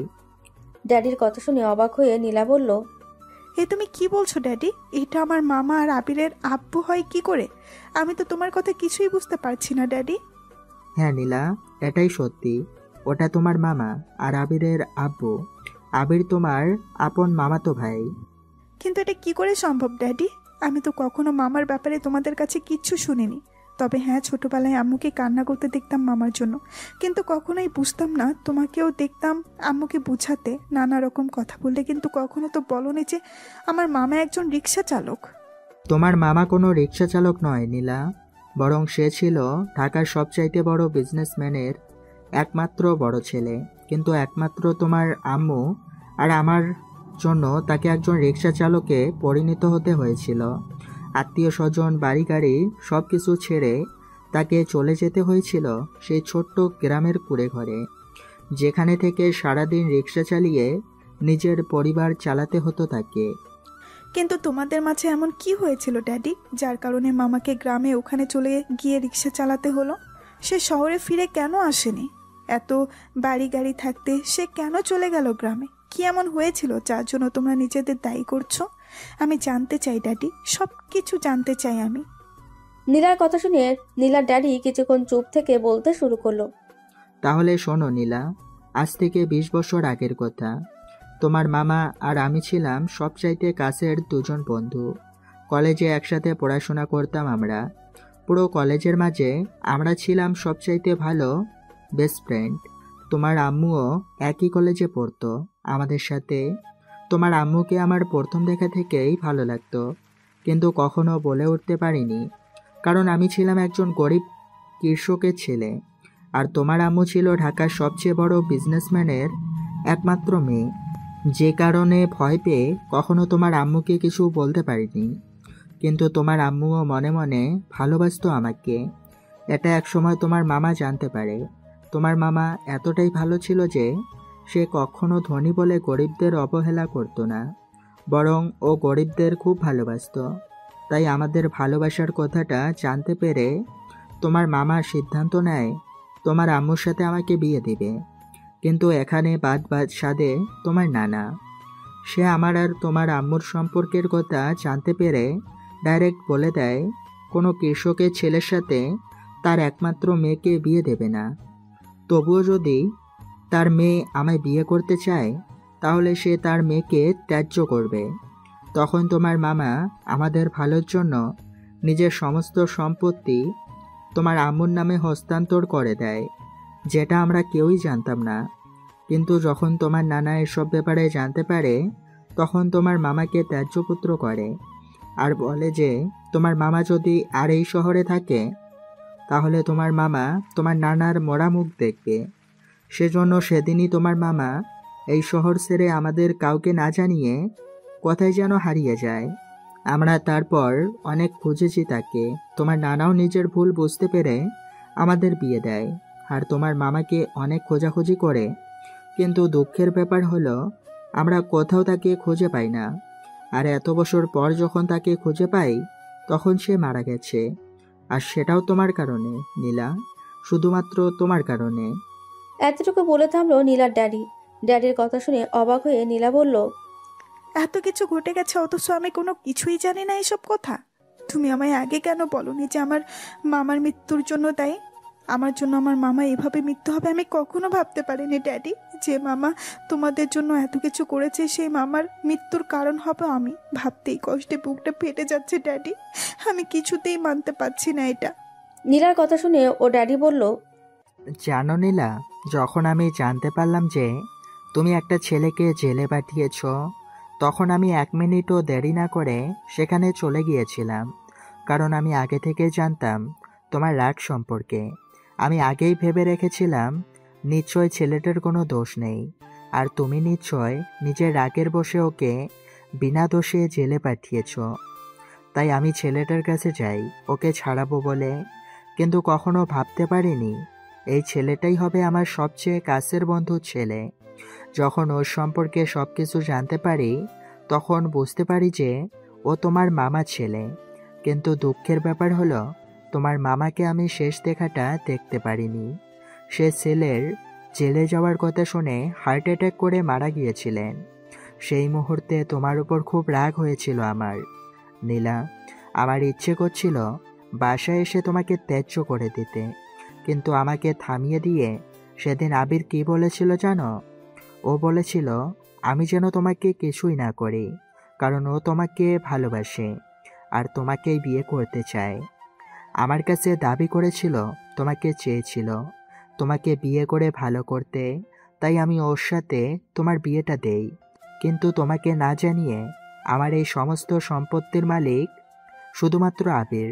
কারণ আবিরের বাবা মানে তোমার মামা যদি সেদিন নিজের সব সম্পত্তি আমাদের না দিত, তাহলে আজকে আবিরের জায়গায় তুমি থাকতে নীলা, আর ওর রিক্সা চালকের বাবার জায়গায় থাকতাম আমি।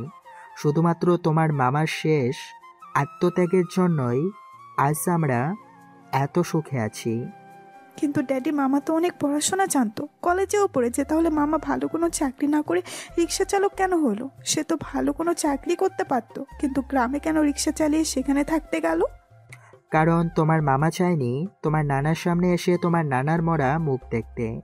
তোমার নানা যখন তোমার মামাকে ওই কসম দিয়েছিল যে তোমার মামা যদি এই শহরে আসে তাহলে তোমার নানার মরা মুখ দেখবে, সেদিনই তোমার মামা এখান থেকে চলে যায় আর কখনো শহরে আসেনি। এমনকি ছেলের পড়াশোনার জন্য ছেলের কাছে টাকা পাঠিয়ে দিয়েছে, তারপরেও নিজে শহরে আসেনি, শুধুমাত্র বাবার কথা রাখার জন্য। এতটাই ভালো একজন মানুষ ছিল তোমার মামা, কিন্তু একমাত্র তোমার কারণে লোকটা হার্ট অ্যাটাক করে মারা গেছে নীলা, শুধুমাত্র তোমার কারণে। তোমাকে মেয়ে বলে পরিচয় দিতে আমার আজ ঘৃণা হচ্ছে নীলা। তুমি আমার মেয়ে হয়ে আমার সম্মান সব কিছু মাটির সাথে মিশিয়ে দিয়েছ। শুধু আমার বন্ধুকেই তুমি মেরে ফেলোনি, তার সাথে মেরে ফেলেছ আমার সম্মান, আমার বন্ধুত্ব। তোমার মামার মতো আবিরও আজকে হয়তো তোমার জন্য দূরে চলে গেল, সারা জীবনের জন্য। আবির আমাকে ফোন করে জানিয়েছিল তোমাকে ও ভালো করে ফেলেছে, কিন্তু তুমি যদি ভালো না হয়ে থাকো, তোমার যদি এসব কিছু সাজানো নাটক হয়ে থাকে, তাহলে আবির সারা জীবনের জন্য হারিয়ে যাবে নীলা। ড্যাডির কথা শুনে ধপ করে ফ্লোরে বসে পড়ল নীলা। তারপর কান্না করে দিয়ে বলল, এ হতে পারে না ড্যাডি, এটা কিছুতেই হতে পারে না। আমি আবিরকে কোথাও যেতে দিব না। আমি ভুল করেছি, ওর কাছে ক্ষমা চাইবো, আমি ওর পা ধরে ক্ষমা চাইবো আমি ড্যাডি। আবিরকে ছাড়া বাঁচতে পারবো না আমি। ড্যাডি ওকে তুমি এনে দাও ড্যাডি, আমার ওকে চাই ড্যাডি, আমার ওকে চাই। কথাগুলো বলতে বলতে হঠাৎ চারদিকে অন্ধকার হয়ে এলো নীলার। নীলা অজ্ঞান হয়ে ফ্লোরে শুয়ে পড়ল। নীলাকে অজ্ঞান হয়ে পড়ে যেতে দেখে ওর কাছে ওর ড্যাডি দৌড়ে গিয়ে নীলাকে ধরে ফেললো। তারপর ডাকতে লাগলো, নীলা, নীলা, এই নীলা, কথা বল মা আমার সাথে। কি হলো তোর নীলা? নীলাকে পাগলের মতো ডাকতে লাগলো ওর ড্যাডি, কিন্তু নীলার কিছুতেই জ্ঞান ফিরছে না। পরে কোনো উপায় না পেয়ে নীলাকে কোলে তুলে নিল। তারপর গাড়িতে নিয়ে বসে ড্রাইভারকে নিয়ে সোজা চলে গেল হাসপাতালে। হাসপাতালে পৌঁছে আবিরকে ফোন দিল নীলার ড্যাডি। ওদিকে আবির ফোনের মাঝে নীলার ঘুমন্ত ছবিগুলো দেখছিল। নীলা যখন রাতে ঘুমিয়ে থাকতো তখন আবির চুপি চুপি নীলার বেশ কয়েকটা ছবি তুলেছিল, কারণ আবির নীলাকে অনেক ভালোবাসতো। সেই ছবিগুলো দেখছে আবির আর চোখের জল ফেলছে, কারণ এখনই ও ফোনটা চিরদিনের মতো বন্ধ করে দিয়ে এই দেশ ছেড়ে চিরদিনের মতো অন্য দেশে পাড়ি দেবে। হঠাৎ ফোন বেজে উঠলো আবিরের।